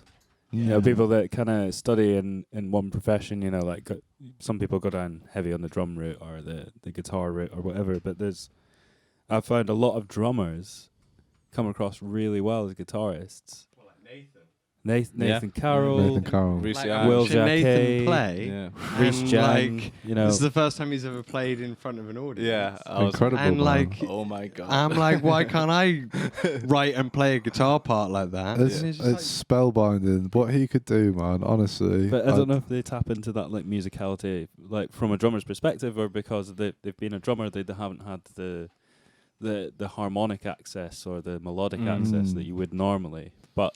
It's really interesting, the people that come from another instrument, they take those aspects and apply them to that instrument. He's an awesome drummer, so everything he's thought about that's made him an awesome drummer, he can just apply onto just a piece of wood with some strings in it. Yeah, exactly. So it's not always the case, though. I know what you mean. It's really cool when those people do it, and I studied when I was younger with a guy who was just shit hot at every instrument, and he was the drummer. And he was he'd get on the piano and be harmonically all over it more than it was like a jazz band that I was in doing a diploma, and he would be all over it harmonically on the piano and then later along he's on the guitar and whatever. So, but it's not always the case. There's definitely people who just can't transfer, and they are also awesome at their instrument or whatever for whatever reason. So, but I know what you mean. Those people seem to bring a certain sense of carefreeness from their other instrument. Maybe it's that they've accomplished, they've accomplished the drums, so no one gives a shit whether they're a good guitarist or not. Mm-hmm. Yeah, you know what I mean? Like someone like Nathan, I don't know, he was on here, so I should really speak to him about it than espouse what I think he thinks. But I mean, if he listens to it, he's probably going to be quite happy that someone has thought this philosophically about him. But that he's got such a style on the drums, right? Yeah, absolutely. And with all the stuff he's been doing, so for want of a better word, unique in his own sense. That when he gets on the guitar, no one's play something original, mate. Play something that's gonna blow my mind. He's already there on the drums. He just gets to be just add a sort of different sugar coating on his musical career, and just be also I can sing with passion and play guitar with passion and write lovely tunes, which he does, which is really cool. Yeah, man. For the people at home that don't know who we're talking about, Nathan, we did an episode. I think it might have been episode 7, maybe. It was a few episodes ago, Nathan Carroll. Definitely go and check out his live performance on our channel, but he's just started his thing. But he's great. He's really, really... He's awesome, man. He is awesome. He's really, really awesome. He's a cool guy. He was one of them that he came in and did the session, and then we got him to do like a sound check, and we were all just like, "Oh shit, man!" It was just like, especially because it was like a new thing as well. I don't think any of us really knew what to expect. That's like not the. That's like the thing that I don't ever like really hope to get from an audience. Right. Like, I never imagine I'm going to sit down and play, and everyone's going to be like.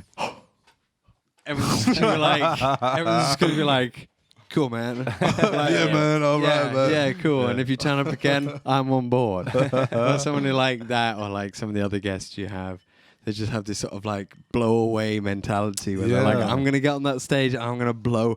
Everyone's gonna be like even if later on the next day or whatever, they kind of don't care or so much. It's like not necessarily a thing. Those musicians that we know, and some people who like play with such heart and stuff, they're like, their aim is just that for one night they're gonna blow someone's mind. Yeah. And whether that person cares that much afterwards, not so much. But like, I'd love to do it, but I feel like that's a long way away from where I am right now. Is to get on stage and blow someone's mind. I could blow someone's mind like intellectually. Hopefully, in terms of the opera and the theatre stuff, but not like just do this performance that's so like, or I can blow their mind and be like, man, it's mind blowing how like easy going that guy is. Yeah, but even then, man, it's still winning. But it's a different kind of it's a different kind of mind blowing though. Because I remember when I watched you got Casuals for the first time. It was in that I can't remember what the venue's called, but it's shut now. It was up Coital. It was like upstairs, and it was on like Wander Inn. It might have been, yeah, it's Wander Inn.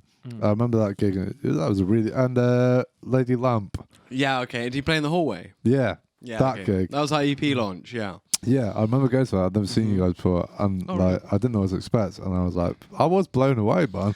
But in a different way. That's the whole ensemble. Yeah. I mean, just like me on my own. But even like your presence as a front, like the whole thing there, I was still like, because I was like, I don't know. I'd never listened to your music, so I was like, I don't know what to expect. And then we hadn't had any out by that point. Yeah, that was the first exactly. thing we had out. So. And I was like, this is fucking awesome.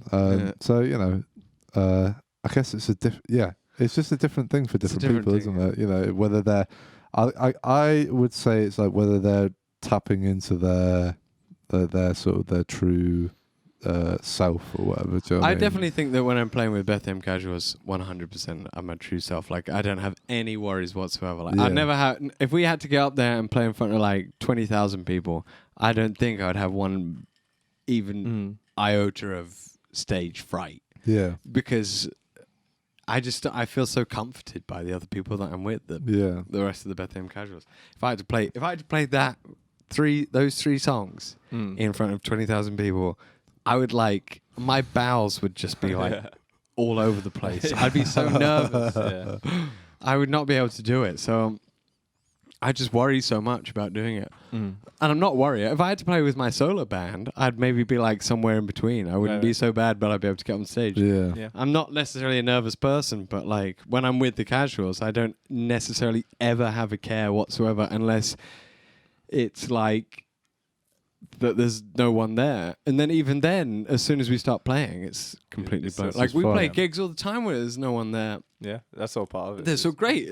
Some of them have been really, really fun, good gigs where not nobody, but there's just a few people there. And we've had gigs where there's loads of people there and it's not been that great.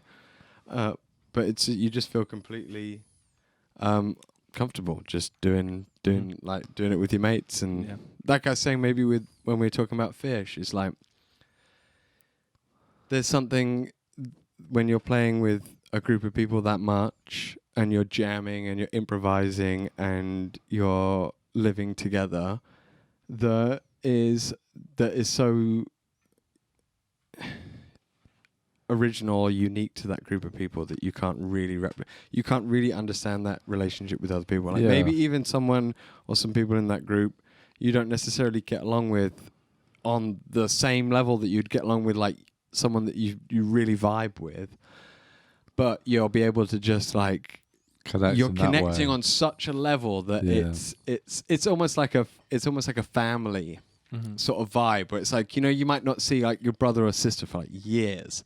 You might not even really like your brother and sister that much, but you just know, like, as soon as you get in the room together, that you're just like, There's a connection, there. and Yeah. you can't beat that connection. You can't explain it, whatever. And when you play with a band that jams that much, it's in no way the same, but it's similar in the sense it's like you could be like so pissed off with someone, and then you get on stage and you're there just like, you're playing guitar, they're playing their instrument, or, you're playing your instrument, they're playing their instrument, and you're looking at each other and you're like, everything that I'm enjoying right now depends on you, and everything you're enjoying right now depends on me, and the only thing that makes this work is the fact that we trust each other 100%. Yeah. That we're going to see this through to the end and kill it. Yeah. So you have to have that like trust. You're not just going to be like, well, this person's going to kind of do this stupid thing, or like, so it's an amazing feeling, and it's something that I think about a lot. And because the band's 6 people, seven people in total, 6 other people than me, I can't be expected to be like, you're my best friend, we've never had a disagreement ever with every single member all the time. No. No. You have to agree with that. When it's like a 4-piece, maybe you kind of have a different relationship. Once it becomes that many people, sometimes there'll be arguments within the group that don't affect, within 2 people, that don't really affect everybody else. And it's kind of like it's a microcosm of a friend group. That is like, everything doesn't have to affect everybody. In a 4-piece, if 2 people argue, the other 2 people are involved no matter what. If in 7 people, if 2 people argue, the rest of the people can choose to be involved or not. Yeah. And you can choose to not be involved, which is sometimes the best thing to do, because it will just fizzle out. And they can just disperse in the group. They don't need to, for the next 2 hours or day when we've been on tour, they can just kind of they can have space and still have people to talk to that isn't all the same people. So it's quite an intense friend group, to be sure. Yeah, man. And I love it. I love it for that reason, and it's great, and it won't die for that reason. Yeah, man. Yeah, there's something about I would call it like a collective consciousness or something like just like, because all of our entire existence is just a collection of different things working together. And I think particularly when you get with the bands and stuff, it's like what you're saying, like you can't replicate the same sound with a different group of people. Do you know what I mean? Everyone's individuality comes into it, and it becomes a collective thing.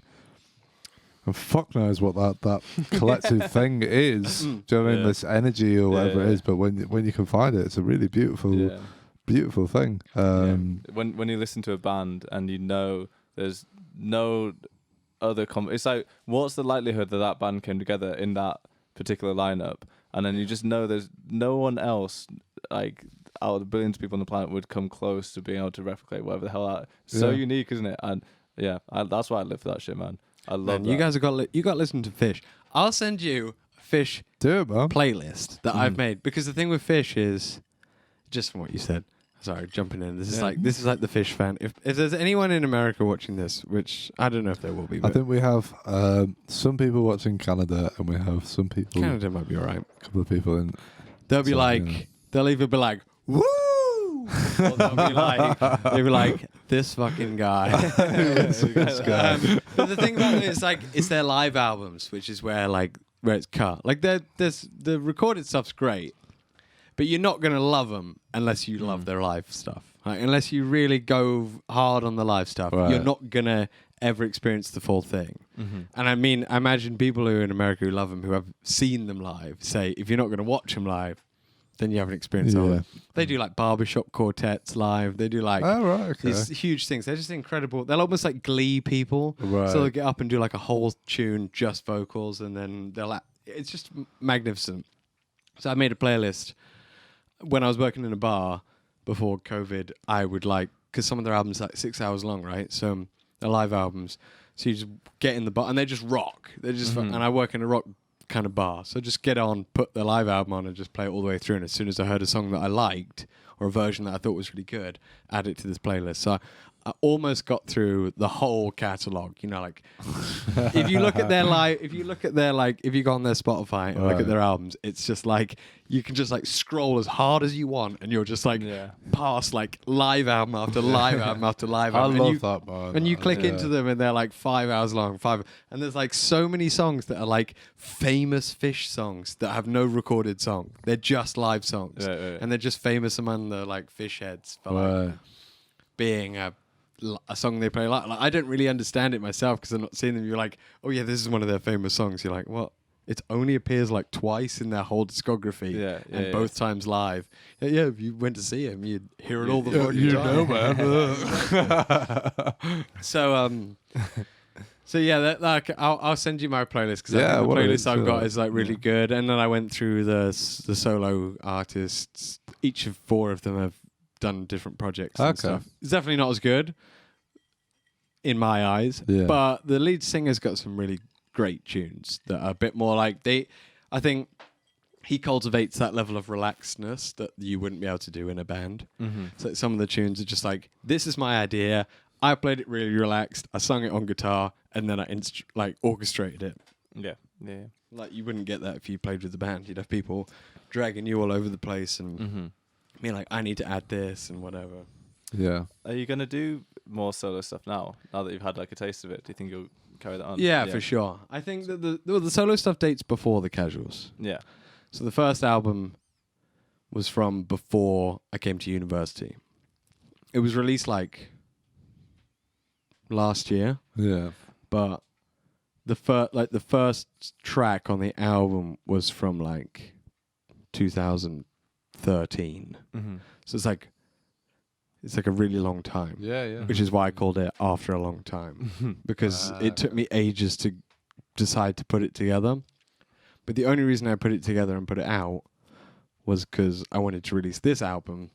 So I'd already written and basically done all of the album that's coming out. And I thought, if I release this one first, that's lame. I'm going to like kill the other one. Or like they just won't work together. I have to release the first one first and just get some sort of like following, or just to have it out. Like I don't care about the following necessarily, but if someone comes to me in like 10 years and they're like, oh, I found this person, William KZ, and they look it up and say, oh, he's got like 10 albums. That's pretty cool. That's like that's like my dream response. It's like someone is like kind of semi-interested in one of the songs on one of the albums, and looks back and says, oh, he's got like, oh, I didn't realize he's got so many albums. He's not like a new guy. And then look back and say, oh, they're so different. That's cool. Yeah, man. Yeah. That's kind of like the dream, is just to have someone just passively be like, oh, that guy, that's pretty cool, man. You know? It is a dream. And just be like, cool, that guy's done some stuff. That's interesting. And maybe keep on. That's how I felt about so many people. There's something to be said about having like a body of work. For sure, yeah. I mean, this is why I want to do this stuff. Is like this kind of what I view it as. Is like, I don't give a fuck if this goes anywhere or anything. Like what I get out of it, like I've learned a lot, and it's great to like talk to people about like creativity and all that sort of thing. But at the end of it, it's like I hope to like look back and be like, awesome, we did however many episodes of this thing, and there's kind of like this thing there. Do you know what I mean? Like it doesn't matter how I completely popular understand, it is, like or a body of work for sure. Yeah, definitely, man. I've got an idea for a podcast that I want to do. But I'm not going to say what the podcast is. It's kind of like, go on. But I can talk about the system a little bit more than the reason why I wouldn't say. But like, I have an idea for a podcast series. It's on the history of a particular group of people and their art. And like, not when I say a particular group, it's not like a small group. It's a large group of people that's like, and their art. And just do like a 6-part podcast series on how this place came to be, all the artists that were involved and whatever. And yeah, like I just see it as like it's one of my goals I want to do. And if I do it, I'm not going to give a shit whether it's like popular or anything, but I'm going to be like super happy to add it to my repertoire of stuff. It's like artists that like write a book. Like Nick Cave writes some books, right? Yeah. And like hell, he's as good a writer as like whoever I'm reading, like Murakami or Cormac McCarthy. Like, I'm not picking up his book to be like, oh, this is going to be as good as like No Country for Old Men. Yeah. Do you know what I mean? But I'm like super into it because it's Nick Cave, and I'm like, he could write like a kind of really crap book. Like, actually, do you know what? I'm reading Marilyn Manson's book at the moment, and I know Marilyn Manson is like, he's like on the verge of being cancelled right now. So maybe even, I mean, this is live, so there's no time delay. But maybe even by the time someone listens to this, like a week's time, to say you like Marilyn Manson is like not a good thing to say. And I won't say I like Marilyn Manson, but I do. And I like the art that he made, and I don't like the things that he's done necessarily. I can't really weigh in on it.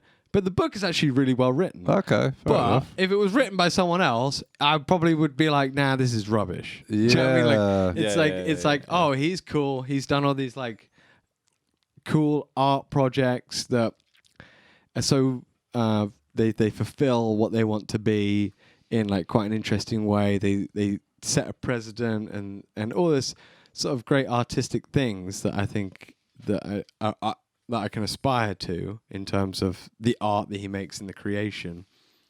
And the book just adds to that a bit. And actually the way it's written adds to what he's saying again. When, you know, you wouldn't want someone to write something, it'd just be like if I was to write a book, if I had like some sort of cult following and I was to write a book, they'd want it to be expressing my personality, not just some like crap book that doesn't express anything. It could be crap, but it could just kind of have my personality in it, and then that would be what the people who are a fan of me were like, in the same way that I'm like with Nick Cave or with Marilyn Manson or whoever it is that happens to sort of bridge that gap. It doesn't seem to work so well with Jared Leto. I mean, it probably does, but he seems to like... What's he done? Well, I think his music's good with 30 Seconds to Mars. I think his films are good, but I don't seem to mash those two things up together. I don't know if you do. I actually quite like him. A lot of people hate him. I don't mind him. He's all right. He's a bit of a character. But I don't seem to like go straight... It's because he does like really mainstream and out there films. They're so far apart, and then this like sort of quite niche... music, 30 Seconds to Mars. Like, it doesn't seem niche because I grew up and everyone loved it, but it is kind of niche because it's like rock, stadium, emo rock. Like, enough people like it, but they seem to be so far apart. I know what you mean. Like, you're not like, I can't wait to see what Jared Leto's doing because I'm a 30 Seconds to Mars fan. I mean, some people do, or like, no people are like, oh, I love Jared Leto as the Joker. I can't wait to hear his next 30 Seconds to Mars album. Although it is a separate, it's a separate entity. He really separated them out. Well, like, I don't know, someone like, who's the other? Tom Waits. He's he's an actor, but he kind of like acts himself in these movies. And you watch his movies like, that Tom Waits? Great. What's his latest album? Definitely. Or like, if you're a Tom Waits fan and you're like, he was in a Coen Brothers thing recently, and you're like, oh yeah, by the way, Tom Waits is in the new Coen Brothers film. You'd be like, when is it out? Do you know what I mean? Like, I can't wait to see that.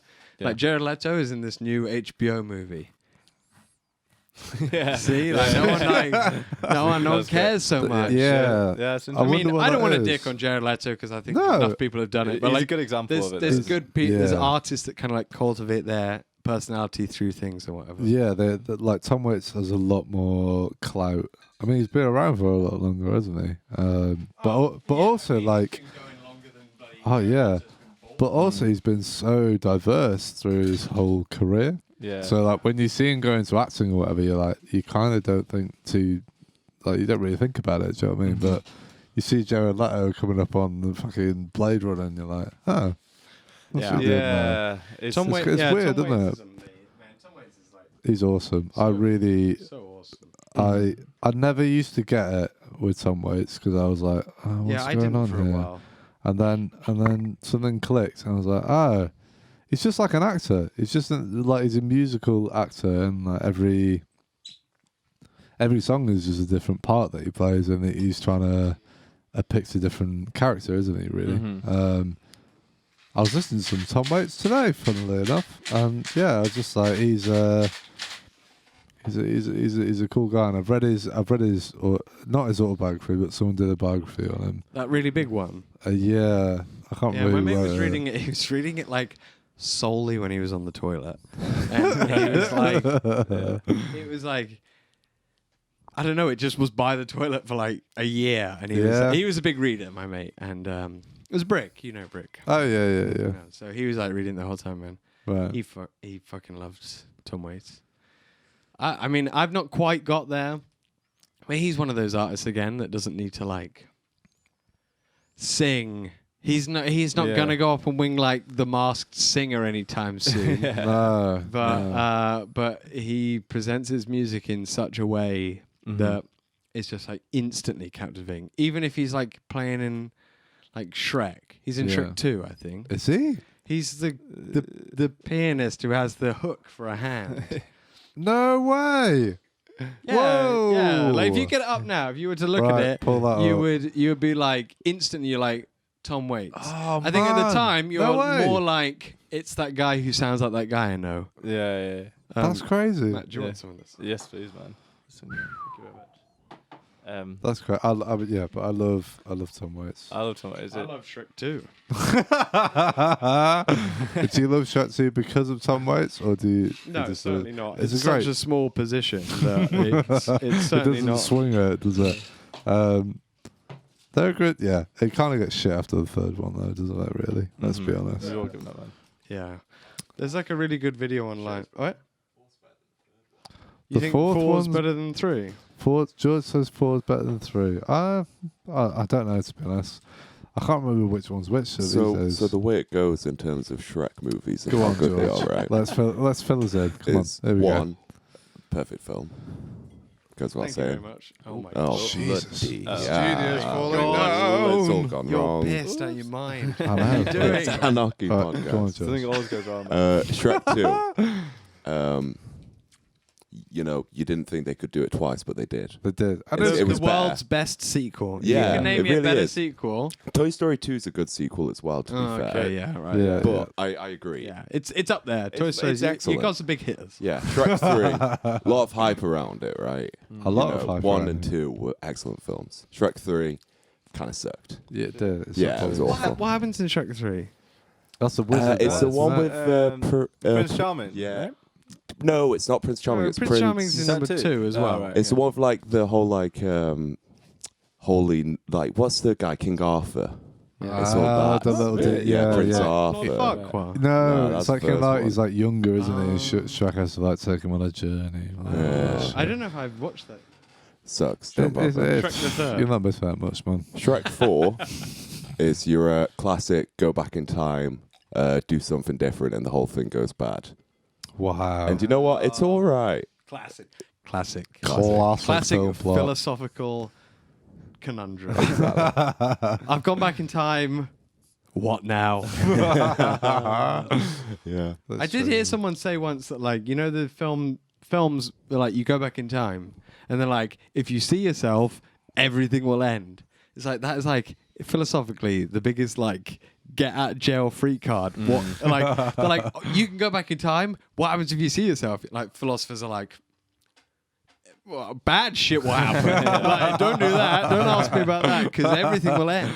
Like, no, that there's a question there that could maybe be answered. Like, no, if you see yourself, you touch yourself. Oh no, Oh, bad no, stuff's no. gonna happen. Yeah. Everything's There's gonna be over, and we're not gonna explain. There's the two kind of main theorems, isn't there? There's the Back to the Future theorem, which is what you're saying, is that if you can't see yourself, you can't interact with yourself. Yeah. And then the other one is that you go back in time as yourself.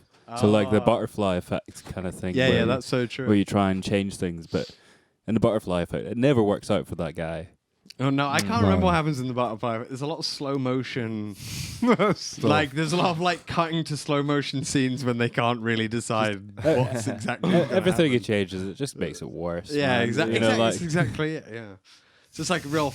They don't really come home when it comes to philosophy, do they? They're just kind of like, yeah, it can only go badly. It's Yeah, like yeah. just stick That'll do. with what you're doing. Like don't Yeah. ask me any questions about going back in time Yeah. because that's bad juju.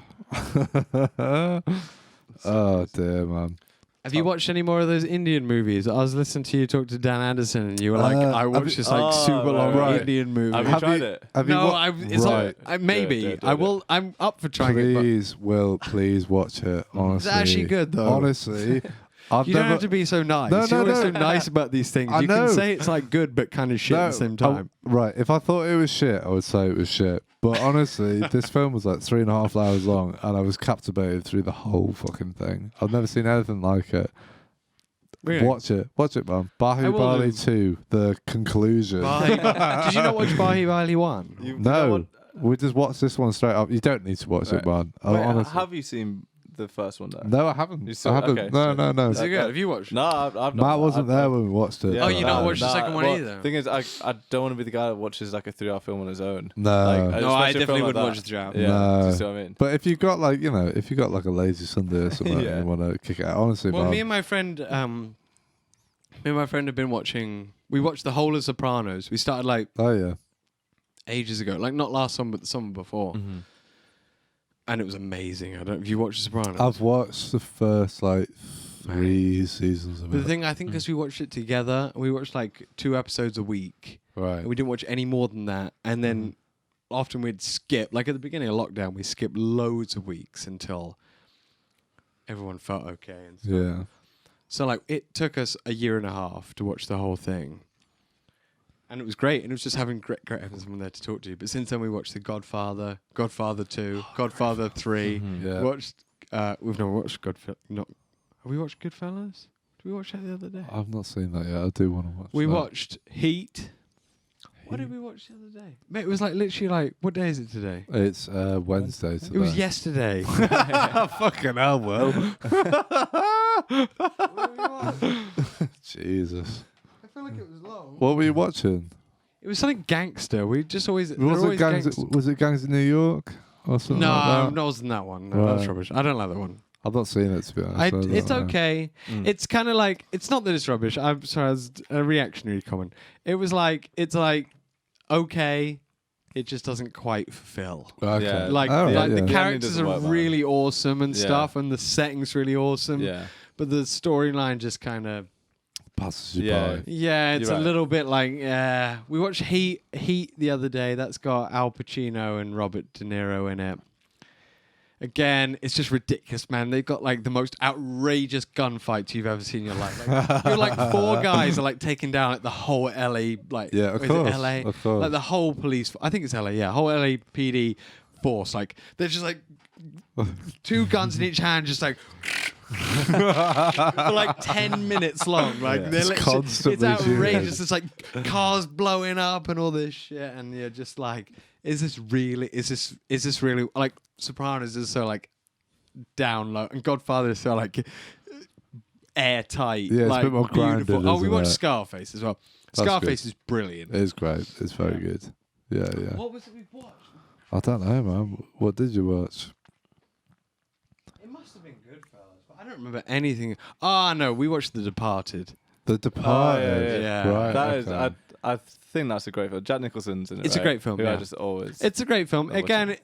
it's pretty watertight. Like when these gangster films come out, or like when they're when they're good, they're like watertight. Like they're unbelievable, but they're just like you couldn't think yourself how that could go wrong. Yeah, yeah. When you watch Heat and there's like 4 guys literally shoot out the whole LAPD in a street, you're like, most of like serious stuff is watertight, but you're like, there's no way you would just fucking walk away from that. Like you just run away and you just be fine. Like one of his mates is shot and he's like carrying him and he's like, yeah, he's fine. We're both fine. We just killed everyone. Except Al Pacino, and for some reason Al Pacino didn't catch up with us. Even though I'm like carrying a bloke, and he's like running. I The love part is that, great. man. The part is Yeah. really, really Yeah. cool. Except for I don't quite understand some parts of it, but I don't know if everyone's seen it. I'm not going to spoil it. If I spoil it, Yeah. it's too new a film for people to spoil. Definitely. You can spoil The Godfather, apparently, but not this is too soon. But if you haven't seen The Godfather, it's fucking... Right. Really Because I've heard like Great sequel as well, right? Yeah, the second one's good. Speaking And of the third I one's kind of like loved the third one. Okay. I loved I've not it. seen the I've seen the first and the second one. I I've seen loved the it. third one. I didn't know what everyone's problem was the third one. And then I started listening to some podcasts. I heard what people's problems with the third one. I don't necessarily agree. That's fine, man. That's fine. I just thought it was Sopranos. I was listening to a podcast at the same time. So every episode I listened to, I was listening to like an hour-long podcast. So the episode was an hour, Right. and the podcast was an hour, and they picked every scene apart. And it was like listening to like your best mates talk about your favorite program with you. Do you know what I mean? And talk about every single moment. Like you'd watch it and you'd be like, you're just like subconsciously like, oh, that's a cool like look that guy gave someone or something. Like just some cool like anecdote or like just little tiny thing that you'd watch it like, oh, James Gandolfini, the main guy, he had a really great look in his eyes when he did that scene. And then you listen to the podcast and they're like, yeah, didn't he have a great look in his eyes? And you're like, you've completely forgotten about it, but then you're like reignited with it and you're like, oh, it's so great. So I like really got into it. So I really enjoyed The Godfather because it's dense. Yeah, it is, man. And then The It Godfather is. 2 because it's dense. And then The Godfather 3 because it's dense. Although Godfather 3 is very much more dense than the others, I think. And Okay. I don't know, there's many reasons, but I just loved it. I thought it was great. I thought it was like a natural progression from the first two, and I think people give it a hard time. People give Sophia Coppola, she plays the daughter of the main character. Is she who's- in which one? is she She in? directed Lost in Translation. Right, So she's a okay. great filmmaker. Yeah, She's a yeah. great film person, but Mm. she is supposedly terrible in that film. And unfortunately, to everyone who I've suggested to watch that film is now probably going to think she's terrible because I think she is apparently terrible in that film. But me watching it, not knowing anything, I just quite liked her performance. Like I just quite like I didn't dislike it. I thought it was kind of I enjoyed it. Yeah, She's yeah. a bit like, oh my god, oh, I can't believe it. Like the whole time. Oh god! And the thing is, she's like, there's a lot of incest going on. Okay, right. So she's like, Having it. I can't believe you're my cousin. but I'd still like it. Like Yeah. That's I felt fair like enough, man. if you're in the mob family, then you know. Keep it in the Incest family. is the man. is the smallest of your crimes to worry about. Yeah, like, keep it in the like family. if you I know, was it's if all I was good. like the big part of a mob family, sleeping with my cousin would be low on the things that I'm worried about being arrested for. Do you know what I mean? Like if I'd committed serious murder and serious crimes like that, It's I the would not smallest be worried crime. about Yeah, the it's fact the that me smallest and my crime. cousin are like in a consensual relationship. I've Not never that I thought would about in this. any way want to be in a consensual No, of relationship course with not, anyone of I'm course not. related to. That's But I know not you what do. I'm saying. I'm just when I watched it, my review was incest is the smallest of the mafia's problems. Of what they did. Yeah. Yeah, that's fair enough, man. Yeah. Jesus Christ. It's all man. relative. It is all relative, yeah. It's all relative, yeah. And we are not in any way condoning this activity on Mm. the podcast, but you know, it's funny to Yeah. discuss it on Yeah. in this way. Will, what's this game of dice that you were Okay. gonna show us? So I met some like new people at the very beginning of lockdown, and Okay. I've become very good friends with these people. And though we have not really met many times at all, with a lot of them, I've become very good friends in the few times we've met and the few times we've been able to meet. So Right. it's kind of a weird relationship because it's coming about the time a year on since I met them, and they've become like some of my best friends. Some of my like most enjoyable friends to be with, but I haven't seen them as much as if it was free Yeah, reign, we'd normal been out time. all the time. Yeah, but yeah. considering it, I'm like, oh, I see them all the time. It's like, yeah, I see them like once every 4 months. Yeah. So have you ever played dice? I haven't, Will. So you they have to taught me explain how to this play me. dice, and dice is like you know when you see like a Simpsons episode and they're like betting against the wall dice. Yeah. So this is how you play dice. It's Okay. pretty easy. so So we're what- gonna play So for. what's the rules? Hold on, Will? we got to play for something because if you don't play for something, it's not worth doing. It's Okay. like poker. We actually have What have we got? one Fedition's cookie Wow. left over. Oh, Jesus. All right, yeah, that's perfect. Slap bang in the middle. And do you want to do another Fedition's? Hello? Yeah, so for the people that didn't join it in the first, didn't see it in the first half, we're going to be doing some collaborations with these guys. We've got Feditions who are going to be making some food a different food product for every week. It's going to be delightful to watch during the live stream. We're going to tell you a bit more about it next week, so please tune in. But on screen we have their stuff that they do. But they have a cool idea where they're linking food, different dishes with a different single, with different artists and stuff, which I quite like. Do different creative projects going on. So that's cool. So yeah, we're gonna. what are you going on now, George? Yeah, go on, get some more of the staves up. But yeah, they're great. I really would recommend you guys go and check them out because I like what they're doing, combining different creative arts. So this one they're combining bangers and mash with homemade Yorkshire pudding with Caroline by Aloe Parks. There you go. So that's the kind of example. Ooh. You know, a dish with a sweet dish of music. I don't want to like shit all over everything they're doing, but again, I love Fish, and they did that for the whole of lockdown.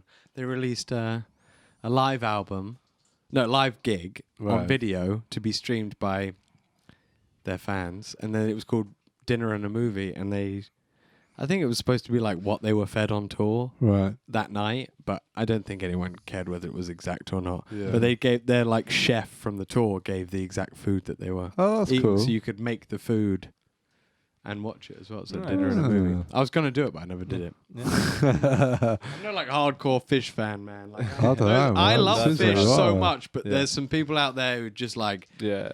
they'd be, Okay, they are the they'd be level. big fish. I'm little fish. Yeah. Yeah. Right. Okay, so, anyway. So Will, how do we play this? So Right, for we the got people one- at home, we've got 4 dice each. How do we play, Will? They're one at a time. Mm-hmm. I've got 4. One at a time. Yeah, one person at a time. Okay. So we're going to play for the cookie. Yeah. Sure. It's not too much of a big. We might go for more. We might go higher. We Oh, might I've got a start doing bottle- some illegal betting. I've got a bottle of gin here Bottle as of well, so gin. we're fine. Yeah. We're fine. So you have to roll your dice, and you roll them. I'll do the first go. Yeah. Go on. And you have to take at least one dice. So I have a 2, a 2, a 3, and a 5. Yeah. And at the end of the game, you have to take at least one. You can take more than one. You want to have the lowest score possible. Okay. 1 is 1, 2 is 2, Yeah. 3 is 0. Oh. All the rest are the same. Okay. Okay. So I've got 1 3 here. Oh, wait. It's supposed to be 5 dice. It's supposed to be 5 dice. Oh, for fuck's sake. Well, we've only got 4 dice each. But that's Do fine. 4 dice anyway. I mean, will it work with 4 dice? Yeah, work with 4 dice. All right, let's do it with 4 dice, man. That's cool. We'll do it with 4 dice. Yeah, yeah. It'd be that's cool. quicker. It'd be quicker. Yeah, yeah, that's fine. So So do you- it with 5 dice, but that's pretty good. So So I've got a 3 now. So I've got a score of 3. I'm going to Okay. roll all 3 Okay. because I reckon I can get some more 3s in there. Mm. Oh, Whoa! He's got double 3 and a 2. I got 3 3s. I can keep that 2. Overall score 2. Pretty good. Oh, know I what? see. So you eliminate them. I'm a as you gambler. go. I'm going to go for Wow, another 1. he's got a 1. And he's got a 1. Oh! So I've got an overall score of 1. That cookie's What's mine, that? baby. That cookie is mine, baby. Right. Okay. I'm gonna give it a go. We've got. You got 1 3 there. I've got a so you can 3, take so I'm gonna take I that. wouldn't take the 2 because then you'd already automatically lose. So. Okay. Cool. Right. So. It's better to take the 1, You've right? got to take the 1, man. So You've that- got to take at least So 1. I've got 1 point. Mm-hmm.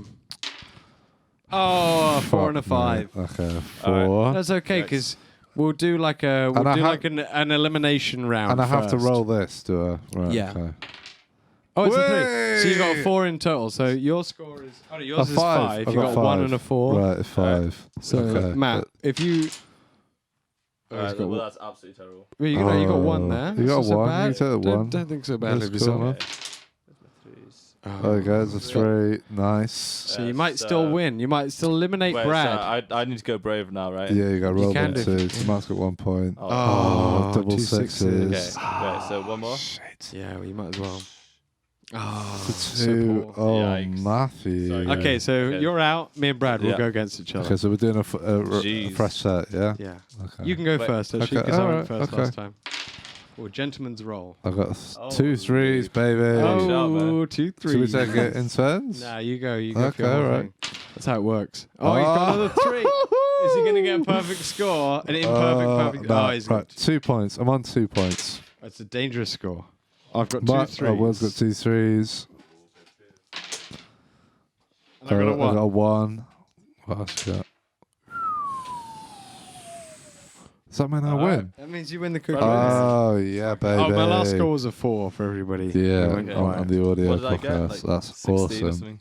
So I've got like a little pack of dice. I was going to bring it, but I couldn't find where it was. It's like a little like, but then you have to kind of. It's not a very COVID safe game. It's not the worst thing in the world, but you have all got to touch the same dice, so it's not the worst. Yeah. So we'll have to wait until the COVID's all up. But you can just get your glass. You got a metal fucking box of dice and go pow. Oh, that sounds 5 dice. delightful. 5 dice all like spread out in their own little cushions. It's a pretty good game. Nice. It's a great game. You get it out at a party. and Yeah, you start I playing. enjoyed Just that. kills. You That start was your good. hand. That's dice, baby. That's dice. You know the scene on, I think it's Pirates of the Caribbean, where he's playing for how many years of service? Yeah. Is this the same game? Is it the same? Yeah, You can have 3s. There's another yeah. one you can play called Ship Captain Crew, which is slightly different, but I don't know, I've we'll not need played 5 that. dice for that, so we won't play that. But it's slightly different, yeah. But it might be. It'll probably be 3s. I think 3s is like playing in the street Yeah. Damn. against love the it. wall. Yeah. It's really good. Like if you're just drinking with a bunch of mates, because you just put like £1 in each. Quick And little then you bet. can just start like, or like for someone to buy the drinks or whatever. It's just like a really good game. I like this. I've never gone a place. It's like I have to give it to my friends for giving me this, just showing me how simple this game could be. But like you just bring it to any event and you just like suddenly everyone's Yeah. like. That's They're like, it's like, is he gonna get it? Is he gonna get it? And he rolls. It's like, oh, he rolled a 6. What an idiot! I love those kind of games where before you know it, there's like a crowd Exactly, of 15 that's people exactly around. it, It's yeah. absolutely captivating. Isn't Everyone's in. Like, you can play it any way you want. You can just play Yeah. like one round, winner takes all, or you can play like Yeah, man. it? Yeah. That's great. I enjoyed that. So I win. You- with another this cookie. So yeah, for the people at home that didn't meet us in the first half, these are from Food Editions. I'll put a logo up on the screen right now. Yeah, these guys are an Instagram company. We're going to be collaborating with them in the next few episodes, so please keep your eyes out. And obviously, to be notified about when we're doing the next episodes, please check us out on our YouTube channel at RecRooms. You'll find us on there. All good things are happening. Yeah. Bloody hell. We've been smashing out, haven't we? We have been smashing it out. Have we? A drink video. For the drink, I bought more drink if we wanted to go for it. I Yeah, thought I'd make everybody yeah, come on. Yeah, whiskey yeah. sour. Yeah, do it, man. Absolutely. Do it. Absolutely. Can somebody get me an egg? Okay. I need 3 eggs. Yeah. Okay. Does everyone want a whiskey Yeah, sour? I'll have a whiskey Yeah. sour. Yeah. Do you want a whiskey sour as well? James, We might not have enough of it. my eggs are in the bottom drawer in the kitchen upstairs. You'll find it. Okay. Well, yeah. So for the people at home, we are having some alcohol from Into the Gathering Dusk. That was one. We've moved on That's from one that that- now. yeah, We're going for a slightly more branded one. We won't show the brand because it's not worth giving us unless giving they any promotion. unless they want to sponsor us. They're not going to want to sponsor you, I'm afraid. Not yet. But Into the Gathering Dusk They're great. is really good. I Yeah. really enjoyed that. You should have her on the podcast. I 'cause will. She's like a I'm- forager. She's like How can I get just around? one of those people who's super lovely, super nice, and Yeah. obviously is like just at the top of their game in terms of craft when it comes to making Making alcohol. pink grapefruit. So the one before was like a It was normal beautiful, man. Yeah, it's normal really, margarita, really but nice. I thought I love pink grapefruit. She's like, oh, I've only got pink grapefruit in. So Yeah, no, she's one of those people who just has to have it in.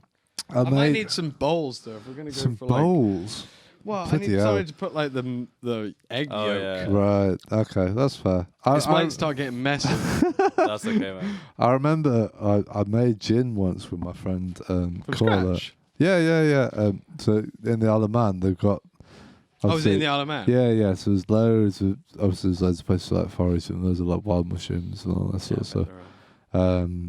So we went foraging for stuff, and he'd bought like a tin distill thing. So looking back at it, so fucking dangerous because like you basically just got this vat of pure alcohol that you're burning at a temperature which could explode at any moment, basically if you don't do it right. But oh my god, we had such a good day, and we would obviously you have to keep trying the alcohol to see what. So hold on, what were you actually doing? We were distilling. You were just distilling the alcohol. We were You had like a we were distilling gin basically. We were getting from cool. from 100% pure alcohol into like a flavored gin. So we'd picked like loads of stuff like juniper berries and things like that, and then we'd like distilled it into gin. But it's like a 4 or 5 hour process or something. So we were having to like keep trying the proof of it to check it wasn't to get the balance of it right. And it was, man, we were absolutely arsehole by the end of it. But I bet you were. but we made a good we made it. It was nice. We made it. With just loads of local ingredients and what have you. And yeah, it was good fun. But I'm not recommending it to people at home that you make your own alcohol. But Tell us about what it's like growing up on the Isle of Man. 'Cause, Okay. like, I went there to see the. you've been there before. Yeah, of course, I've been there to haven't see the TT you? Yeah. because my dad's really into his motorbikes and stuff. Right. And I think it's quite easy for people to go over there and be like, "Oh, look at this backwards town!" Like, to be like, "Look at these people." And I love kippers as well. I fucking love kippers. Like kippers are like one of my favorite things. So at the same time, it's like, look at this like crazy, like isolated town Yeah. where people are doing crazy shit Yeah. and eating great kippers. What's it like to be there outside of the time? This interview has just been reversed, and now the that's fine, interviewer bro. has become the interviewee, my friend. Interviewee. It was. And I'm going to make a drink. No, you make a drink, bro. It was I thoroughly enjoyed growing up in the Isle of Man. It was a very aesthetically beautiful place. I guess it was one of those places where it's so insular in terms of like everyone knows everyone, or at least in a way like everyone knows someone that's related to someone. So any sort of secret or anything that you wanted to keep to yourself never, ever, ever stayed within that sort of place. But visually, absolutely stunning. Like I loved, especially when I was younger, like 14, 15, we'd just like go and explore the forest and just like make stupid things and just like fuck around in the rivers and stuff like that, which was great because we moved from a place in Manchester like near, it was called Radcliffe. Oh, were you from Manchester before? Yeah, all my family are from Manchester. And we moved from there when I was quite young. Why did you move? Basically, we lived in a really, really rough area called Radcliffe. Rough as a badger's arse, let me tell you. It was like, not a great place to be. So my parents, my mum got a job being a midwife in the Isle of Man, so we were like, fuck it, we'll move over there. That'll be nicer. Yeah. They've got a better education system, all that there. So yeah, it's a really, I'll have one man there. It's a really beautiful place. It was, but again, it's like when you get to that age of like 18, 19, it's like you wanna branch out and you wanna like explore places and stuff. But now when I come back to it, I love being there. I love being able to be in nature, and I love being able to be by the sea. That's one thing that's kind of missing from being in Manchester is that kind of connectivity with nature, really. Yeah. I would never move back and live there, just because I love the energy and the bustle of being in the city and the stuff that's going on. But I do love going back there, and it's a really good place to come back to and just have a bit of respite from normal life. And I would definitely recommend anyone like you said. So you went with your dad. It was like during that TT races and whatever. I went during the TT, and it was like it's so nice. It's so great. Like, yeah. There's so much going on. I think it's great. Yeah, if I was to recommend to anyone to go there, it's like definitely go during that time, because the population of the island like practically like triples, and there's beer tents everywhere, and everyone's having a good time. I would definitely recommend going there because it's just a bit more. It's a bit more wild. Yeah, it's more. There's loads of live music. Like basically, like when I was a teenager, that's all. So when we were like between the ages of like 13 to like 17, instead of like in the summer, basically we'd just be gigging for like most of the time, and then we'd make shitloads of money in the TT because we'd just like go and play a bar every single day and just like, which is great. It was a really, really good experience for me growing up. Yeah, so I would recommend anyone go if you're gonna go to Isle of Man, go in the summer or at least go in the TT because. Did you not feel a bit like isolated? Oh, absolutely. But at the same time, it's like I didn't because I hadn't spent my like formative years really in like city life or anything like that. I didn't really know what I was missing out on. Yeah. And then when we did go to like places like we used to go to like Leeds Festival every year and what have you. That was like, if anything, the experience was made more because we were small town kids going to like this big city thing. Yeah. That was like it was when I was growing up. Yeah. Reading Festival. Definitely felt like small town kid. Yeah. I grew up in like a countryside sort of thing. Yeah. I mean, not nearly Isle of Man. Yeah. But that's so funny. But yeah, if you want one as well, you're gonna need to get me more than that. Sorry for the people at home listening on the audio podcast. We've been mixing cocktails most of the night, and we're having a good time, aren't we? We're having a great time. But yeah, Isle of Man, great place, and I would recommend people at least go once in their life and go and check things out. Obviously, it's very small town kind of vibes.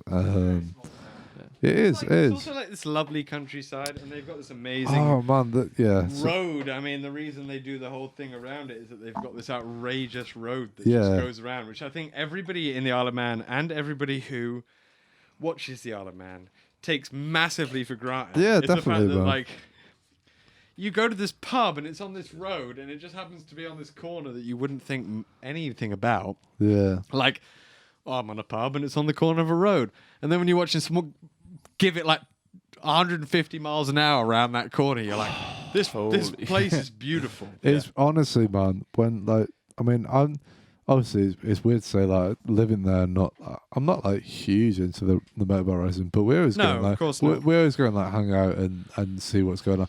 But honestly, the speed that they go at, it's unbelievable, man. Honestly, that you can hear them coming like, and like boom. They're gone. Literally, it's like they flash past you, and it's like it's awe-inspiring. It's incredible. It's humbling in a weird way. It is, man. It's like I didn't incredible. expect it when I went with my dad. I was kind of like, my dad likes it, so what? My dad likes, stupid shit. And everybody's like that with their dads, to some degree. But when I did finally go with them, I was like, this thing is. When I did finally go with them, it was like, this thing's actually crazy, man. It's like this whole thing is just an experience, just to sit there and just feel people come past at like 150 miles an hour, sometimes like close to 200 miles an hour, depending on where you are. Yeah, and you're just experiencing just. I don't know what you're experiencing, to be honest, but it kind of does. It does like bring you down. Man. It does blow you away, yeah, for sure. And it's so dangerous. That feeling of obviously the guys doing it think it's worth it. That's a crazy thought, isn't it? Because man, you could not get me on one of those things. No way. Have you tried? No, I'd be like the worst. I'd be like the worst person ever. I'd be like you need a glass. Sorry to interrupt that, but we had a question from Awen. Oh, hello, Owen. She was asking, what's your party trick, Will? What's your party trick, Will? Can you do any cocktail flavoring? I'm quite good at juggling. That's my party trick. Actually, I was going to like... You got some lemons there. Oh, yeah, kind of. I've only got one lemon left. That's not great like juggling balls is like the one thing that like if my friends were here, if my friends knew I was on here and that I was asked what's my party trick, they'd be disappointed. That I didn't have my juggling balls with me. Right. Not that I'm that great at juggling, but you don't have to be that great at juggling to impress people who have never juggled. Yeah, man. Is it something you spent a long time practicing? Brick, the Irish guy who we know vaguely, he was the one who taught me how to juggle. Okay.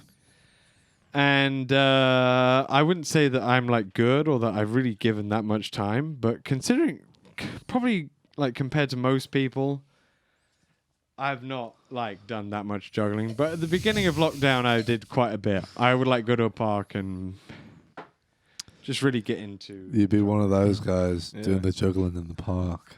Exactly. I literally was one of those guys juggling in the park, and I was juggling in like just like the, like the vest and the stuff. And I was like really enjoying it. I liked it was like sunny and it was time, and there was like, you know, it was just a time to be yourself for a bit at the beginning of lockdown, wasn't it?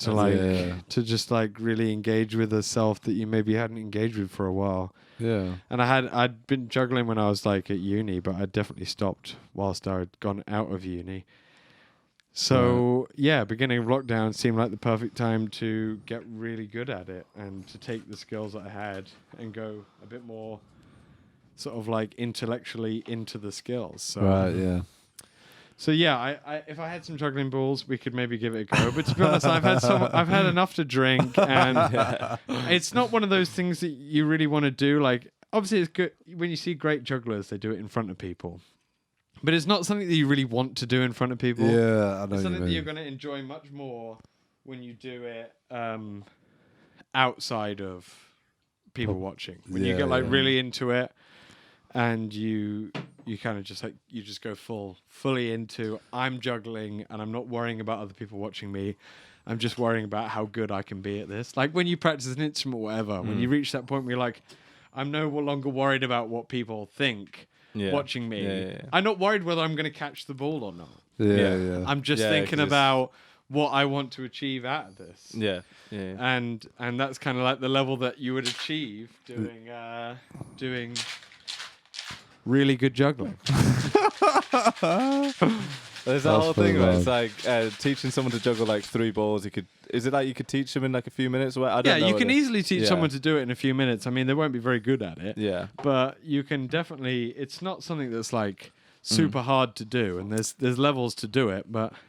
And then is it right? Like, it's something like going from like 7 to 8 or like 8 to 9 or something. Balls? As in like I can't juggle more than 3, man. Right. I'm just about 3, but it's just about doing the moves. But what were you going to say? It's something like it.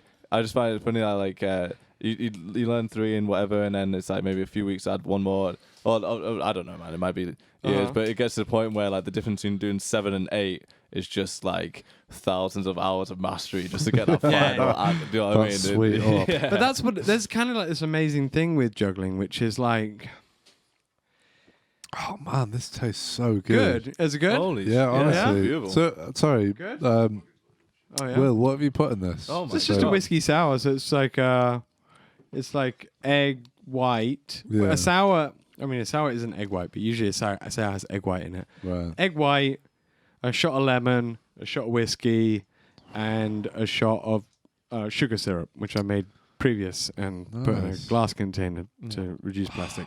And shake it up. The egg gives it the foam, so you can have like there's a few different ones. You can have one from like Peru. It's called a pisco sour, and I'm sure every like country has its own version of sour. But yeah, it's like a pretty easygoing drink. I wanted to. Man, Will, you're the best guest ever, man. Yeah, man, that's beautiful. Well, I aim to please. No, that tastes so good, man. Yeah. Honestly, That's a game changer. But yeah, what were we talking about before? Yeah, so learning to juggle, like it's one of these weird things that you get to learn. It's like skateboarding. I'm not a great juggler, and I'm an even worse skateboarder. But I'm okay at juggling. I'm pretty terrible at skateboarding. It's one of those things like when you learn to juggle, and you learn to juggle 3 balls, what you learn is like you can't do 3 balls. You can't do 3 balls. You keep dropping that 3rd ball.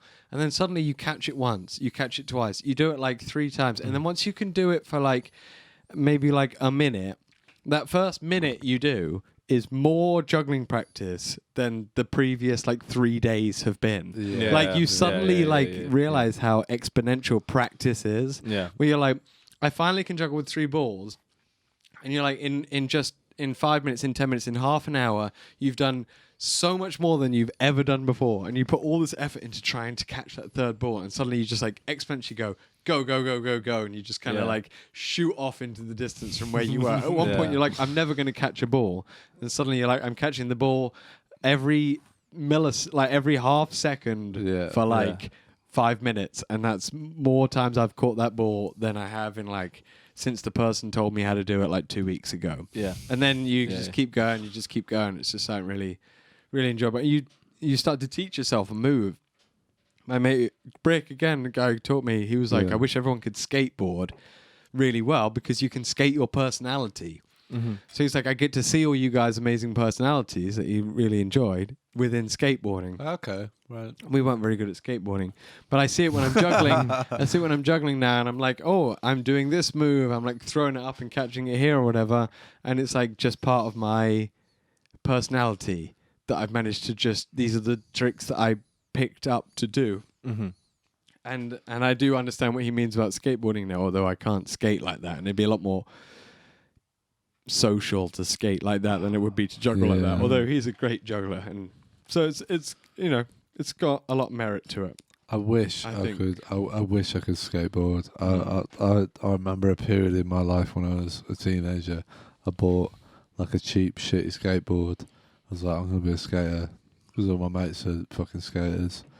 And like, I'd get into the half pipe, and literally, I remember a specific day, and I would just, I spent basically like the entire day trying to just drop in. Do you know what I mean? Just like drop in from the corner and just like go in.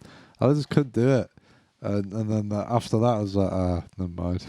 I don't even know what my skateboard is now, man. And I only got into it in uni. I'd love to be able to go. I just don't feel like I'm coordinated in that way. No, you'd surprise it. It's the same thing. Like there's that weird thing. You would try and practice for ages, and then you'd have once it clicks, you'd get more doing it within like 5 minutes and like the months of building. Like you spend like 2, like 3, 4, 5 full days. Like 6 hours trying to do an ollie. And then when you finally do that ollie, you'll do more ollies in that first day than you did over 6 days of trying. Do you know what I mean? Like, so like exponential. And then the next day you'll be doing like ollies like on your way to get to the place where your mates are. I mean, I suck. I can't do an ollie. I can't do jack shit. Will Graham was the one who got me into it. Oh, Will's great at skating, and man. he's a great skateboarder as well. And Dean Smith as well. And do you know what? They were all like super, they're great skateboarders. But what they taught me through skating was like, you don't have to be good to enjoy yourself. Yeah. And like, I think the one thing skateboarders really know is that you have to fail to get to where you want to be. Like any good skateboarder has like eaten the turf like so many times to the point where you go to like a skate park and you're like, oh man, I don't want to be shit in front of all these people. And then you do badly and you just look around and you see all these people like with really like understanding eyes. Like, I was there once, and like I was the loser at the skate park. Everybody was the loser at the skate park. Yeah. So like these people were really good, like Will Graham and Dean Smith, and they just kind of like skated at the level that was like enjoyable to skate at, and that's like a really cool thing to have from your friends, which is like it doesn't have to be a competition. Yeah, it's just can we just all enjoy the same thing? Yeah, and then we can make a competition, and it can be funny. Like we play skate. And in no way did the good people want to win. They were just like, do something you can do that we can't do. Yeah. I don't know if you know what skate is. Like, it's like you do a move and then... Exactly, exactly. You add the letters up and whatever. So, they'd just be like, always encouraging you to be like, do something that I can't do. Like, just do something that's very much you that I can't do. And that would be like their modus operandi. They wouldn't be like... do something that I can do so I can beat you. I mean, that was never like a skate thing to do. Is to like try and beat you because you're shit. It was like, let's see something that you have done on your own that I don't know how to do yet, and then we'll work it out. Everyone's got to start somewhere as well, man. Like, exactly. Tony Hawk was once just that loser at the scene. He just fucking sucked. I think instrumentally, like playing music, that doesn't exist. There's very much like a hierarchy. Yeah, you're like, oh, you're shit. Whoop-de-doo. Like, I'm good. Like, that permeates within me as well as the people I see. Like I can't even help myself sometimes be like, oh, I wish that guy wasn't so shit.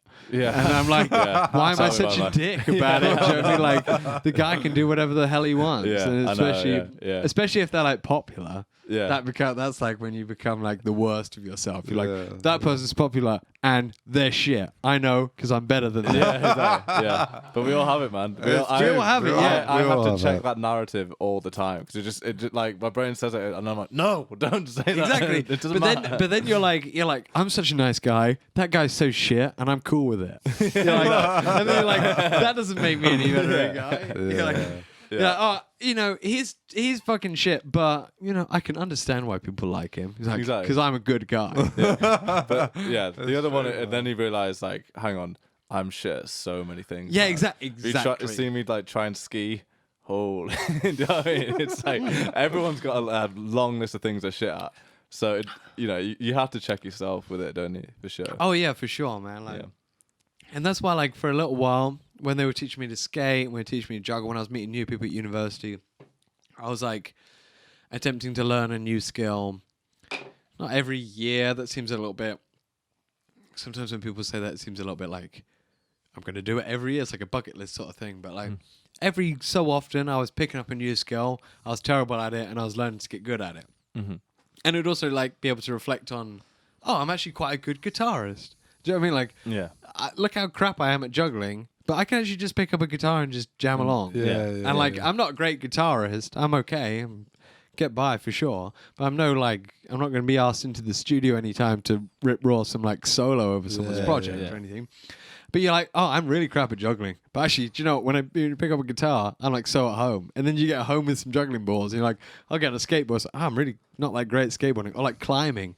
I'm really not that great at climbing. And you're like, one day you just go to the wall and you're like, I see some green roots. I see some V4s, some V3s. And you're like, I'm at home. And you're like, you kind of get humbled by the fact that like you can take on any task you want and just become really good at it if you give yourself the time and the space and no stress. Because when you climb, you climb, right? A little bit. No, you don't climb so much. All right, never mind. You climb. When you first get to that wall, you're like, you realize how much better you are at other things. Yeah, if exactly. that makes sense. You have and to you compare, don't you? Yeah. There's no pressure when you're on the wall that first time. Yeah. That like, and then there's suddenly this sweet spot in the middle where you're like, I'm actually getting better, and you're like, I'm getting better, and nobody has any pressure on me to be able to be good at this. And then suddenly you break through that, and you're like, oh no, I need to be able to do the really good ones. Yeah, whatever. yeah, I mean, yeah. I know what not you mean. necessarily, but like, yeah, you know what I mean. Yeah, I know exactly what you mean. You kind of reduce that pressure, and you can kind of reflect that image on the rest of your life, and be like, well, if I'm not so good at this thing, I am good at these other things, and I'm getting better at this thing. Yeah. You're always improving somewhere, whether it's, I don't know, writing, running, squatting, climbing, playing guitar, playing the balisette. I think it's really funny with climbing because there's it's subjective and objective at the same time. Yeah. So like the objective is obviously to get to the top, but the really techie people will be like, I'm gonna get to there in the most efficient way and use zero energy and do all this, and then there's another guy that comes along that's just like, I'm just gonna only use my arms. Yeah. And just Those like, people. either way is like they're both right. Yeah. You know, for sure. Exactly. But like someone might be like, whoa, that guy just only Yeah. used arms. Yeah. And then another guy comes along and is like, I've got the perfect feet, baby. Yeah, for sure. And they're like crossing their legs over massively. And you just watch them go up, and you're like, man, you could climb like anything. Yeah, it looks beautiful. It does look beautiful. Like sometimes you see those people, and it's like really amazing. Yeah.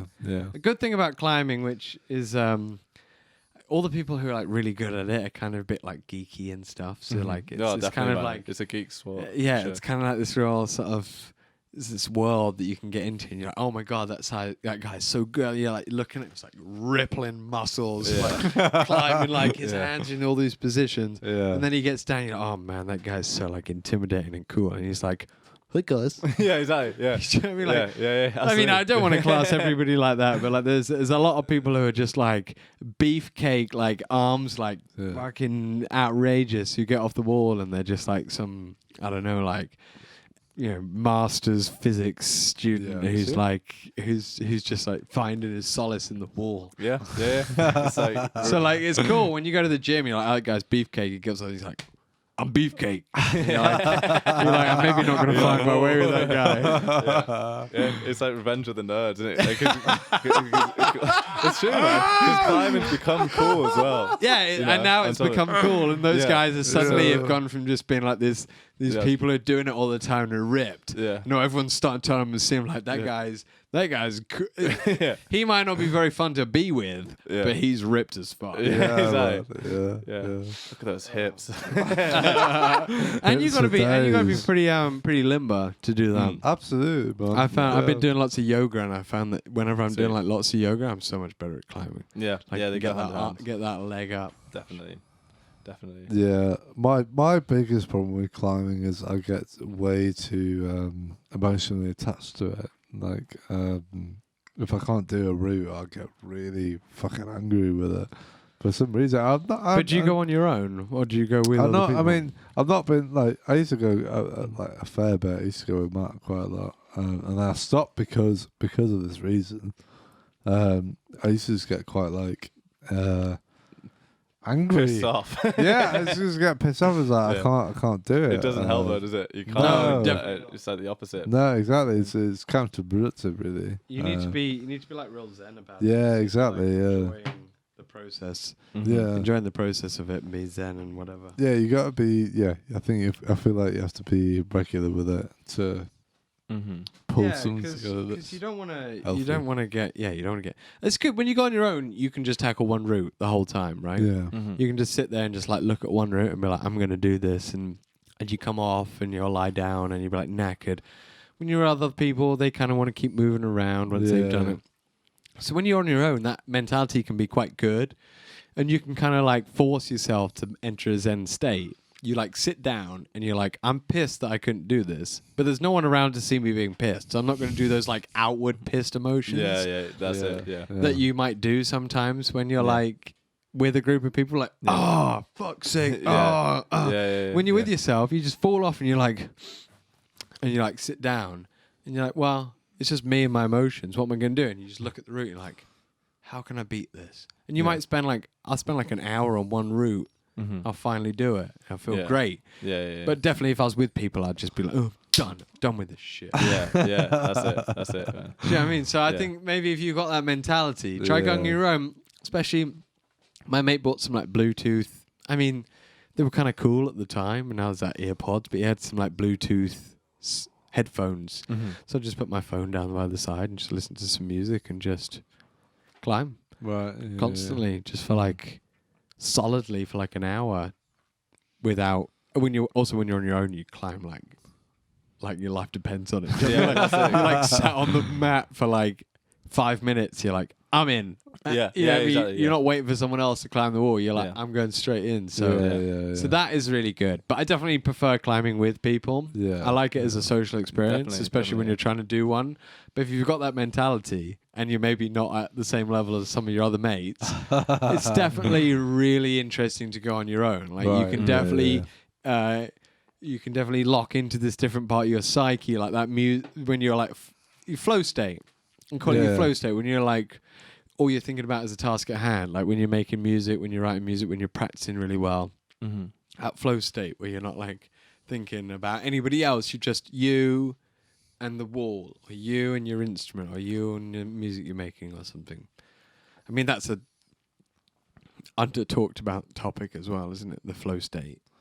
I don't know if you know the flow state. You must know it. Yeah, I know it with regards to the time I heard that phrase was climbing. That's the first time I ever heard. Oh, really? But then like when people started talking about it, I was like, oh, well, that's just like practicing and it's practicing without thinking about it too much, basically. But again, the only time I've only ever noticed it when I've come out of it. I'm like, oh shit, that must have been that. Yeah. I've never. Yeah. You see what I mean? That's the weird thing about it. It's like you after 20 minutes goes by, like, oh shit, I was just moving the way I wanted to. But it's basically like when whatever part of your body you want to move is doing it in the most efficient way, right? Because there's nothing like, and that's really obvious when you're climbing, if you're climbing well or climbing terribly. Yeah. But it's like, are you moving something that needs to be moved or not? But yeah. How do you like define it? Is that basically it? Or? I don't know. Yeah, I guess so. I feel it a lot when I'm making music, like, and it's not like I'm in my flow state. Do you know what I mean? Like, it's exactly what you're saying. You don't know until you're out of the flow state. Like, you'll be like making music, you'll be like enjoying yourself and whatever, and just like really just you're like, oh, this is an idea. Especially when I went away to that house of my own, I did it again. I did it with 2 weeks. I did it for 30 days at the beginning of lockdown. So I was on my own for 30 days with no one else there. Just complete solitude. And yeah, like I don't finish each day being like, I've done so much and I'm on my own and this is crazy. You just kind of like, I start each day by listening to the music that I made the day before. This is once I'm a few days in. It obviously takes you a few days to, you don't just go there and you're like buzzing. You need to it takes like a week most times to just even get into it. Like the first time I went for 2 weeks, it took me a whole week before I'd even recorded one thing. Not intentionally. I wanted to record things from the day one. I was like, let's get this shit going. And I was like, it took a week for anything good to come. Yeah. And so when I went for 30 days, I knew it was going to take a while for things to come. But once you get into it, you go to sleep listening to the music you just recorded. You wake up, the first thing you do is listen to the music you recorded. You have breakfast, you go for a run, you do your exercise, whatever. You start when you need to start, and you just straight in with it. And then you're like, this idea, and you record it. And you're like, oh, you're just like, you're just not even like, it's not even like your eye. It's like your eyes aren't even working, right? Your eyes are like have gone from being like your most important sensory objects, which is like we all live on sight, right? That's like our main thing. Yeah. To being like completely tertiary in the sense that like you're just listening and your mind is going. So you're first of all you got your mind's eye, which is just like pushing all these pieces together of all the things you practiced. And then you got your ears listening, and then your eyes are just helping you find the instruments, really. Exactly. And then as soon as somebody else enters that space, like I was there for 30 days solitary. However, my sister came down for 2 days, and my mum came down for 2 days. Yeah. As soon as they come, your eyes, you're taken in a different place. Yeah. But when they're not there, like my sister came down, and she's like, oh, after like a day, she's like, oh, I thought you really want to see somebody, but I think I'm getting in your way. And then she just left. Right. And I couldn't say like, no. I couldn't say, no, you're not getting in my way. Although I wanted to say that. I wanted to say, I think I maybe did a little bit. I want to be like, no, you're not getting in my way. It's so nice to see you. I've been here for 2 weeks on my own. It's lovely.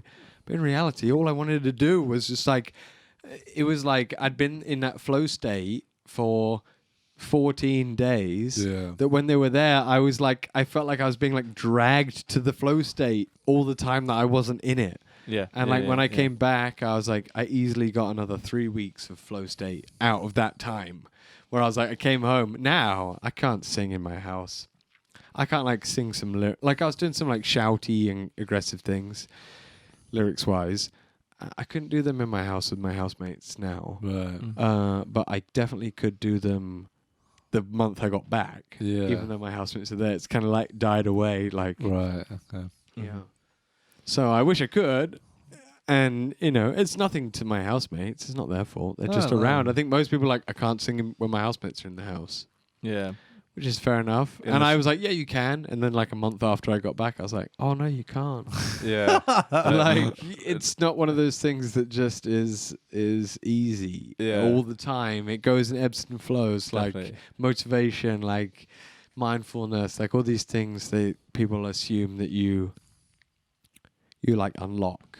Mm-hmm. You're like, oh, you're mindful. You unlock your mindfulness. You're like, oh, you're mindful forever. No. So now I need to read this book.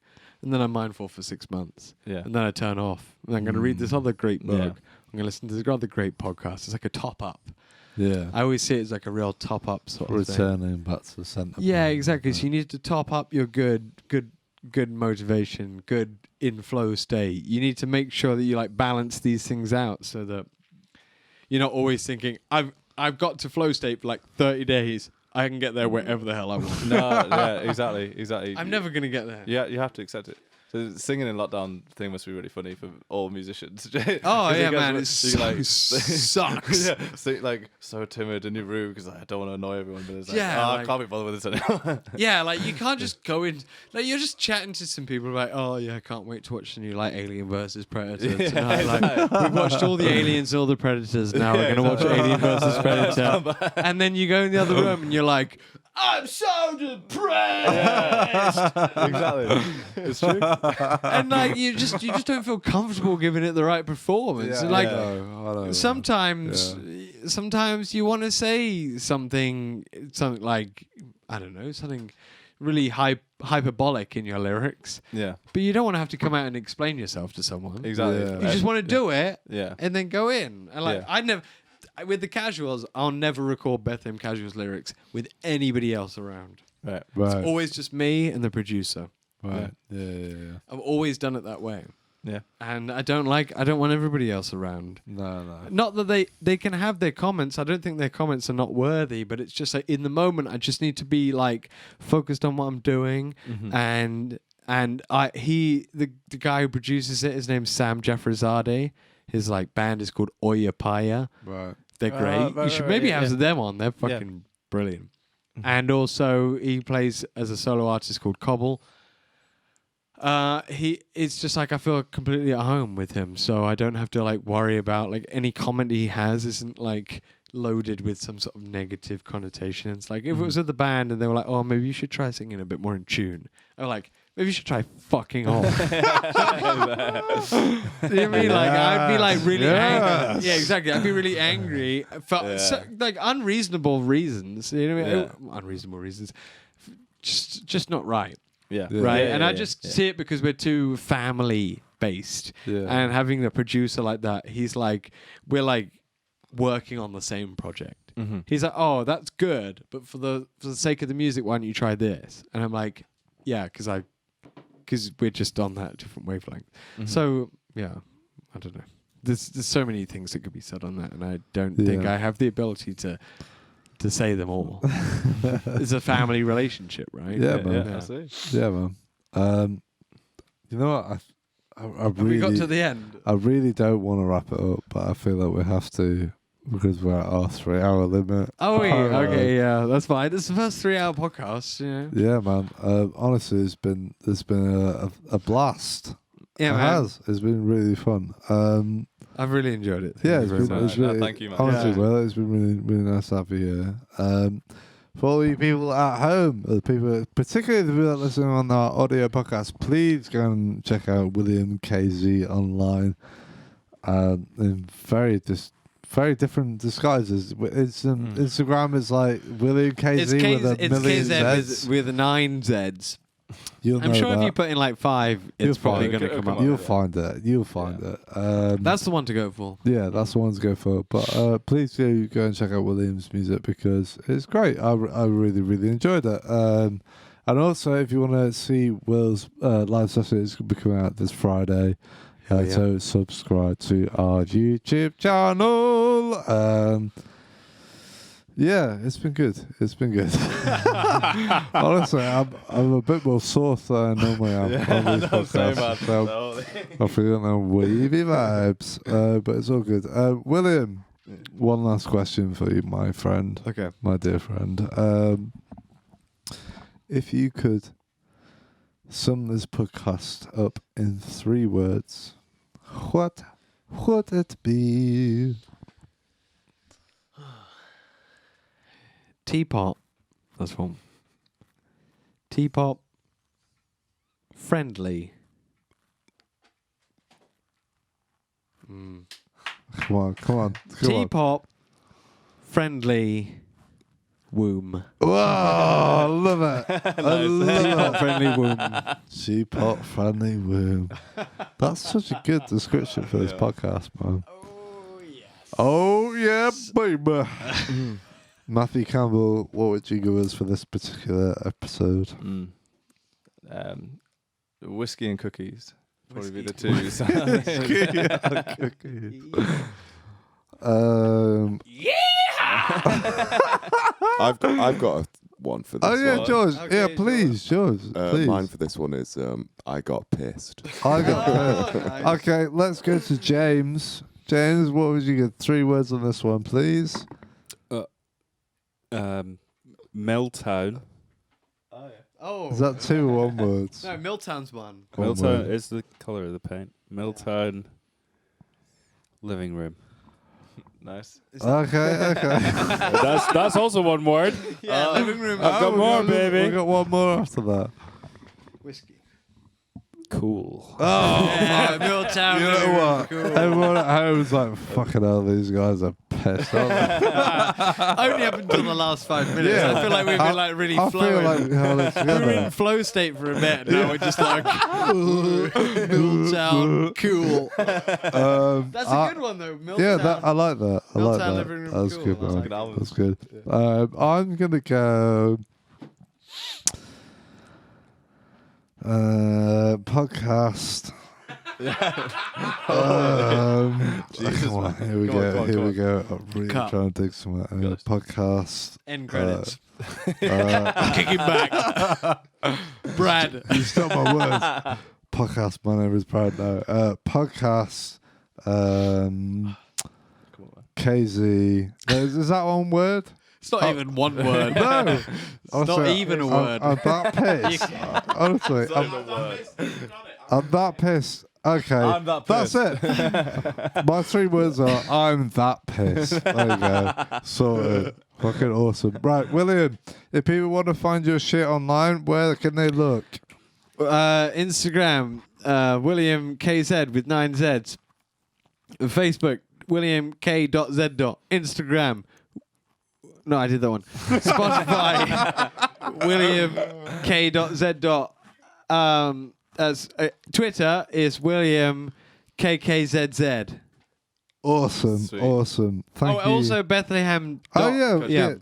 Bethlehem.Casuals. That's the band we've talked a little bit about. Yeah. And the opera that I wrote, which is being performed, has been performed a few years ago and will be performed again this year Awesome. as part of Buxton Fringe, maybe even Brighton Fringe and Camden Fringes. It's called Growth of the Silk. Awesome. Wicked. Right. Well, check out all the William shit. Thank you very much for coming on today, mate. And thank you for all your Cheers, wonderful man. alcoholic Yeah, drinks. Yeah, thank you, man. Thank the you best for time. Into the Gathering Dusk. Into the Gathering Dust. Check out their alcohol shit on the It's online. And also brilliant. check out Free Editions Yes. online because they do awesome stuff. We're going to be collaborating with them in the future. And whilst you're online, go and subscribe to our YouTube account because honestly, we make great content. Right, okay, that's enough of this shit before I make a fool of myself. Goodbye. Thank you very much for listening. If you're listening online on the audio podcast, thank you very much for listening. I hope you have a good day, evening, morning, whatever. And we will see you next week. Thank you very much for listening. We'll see you soon. Goodbye.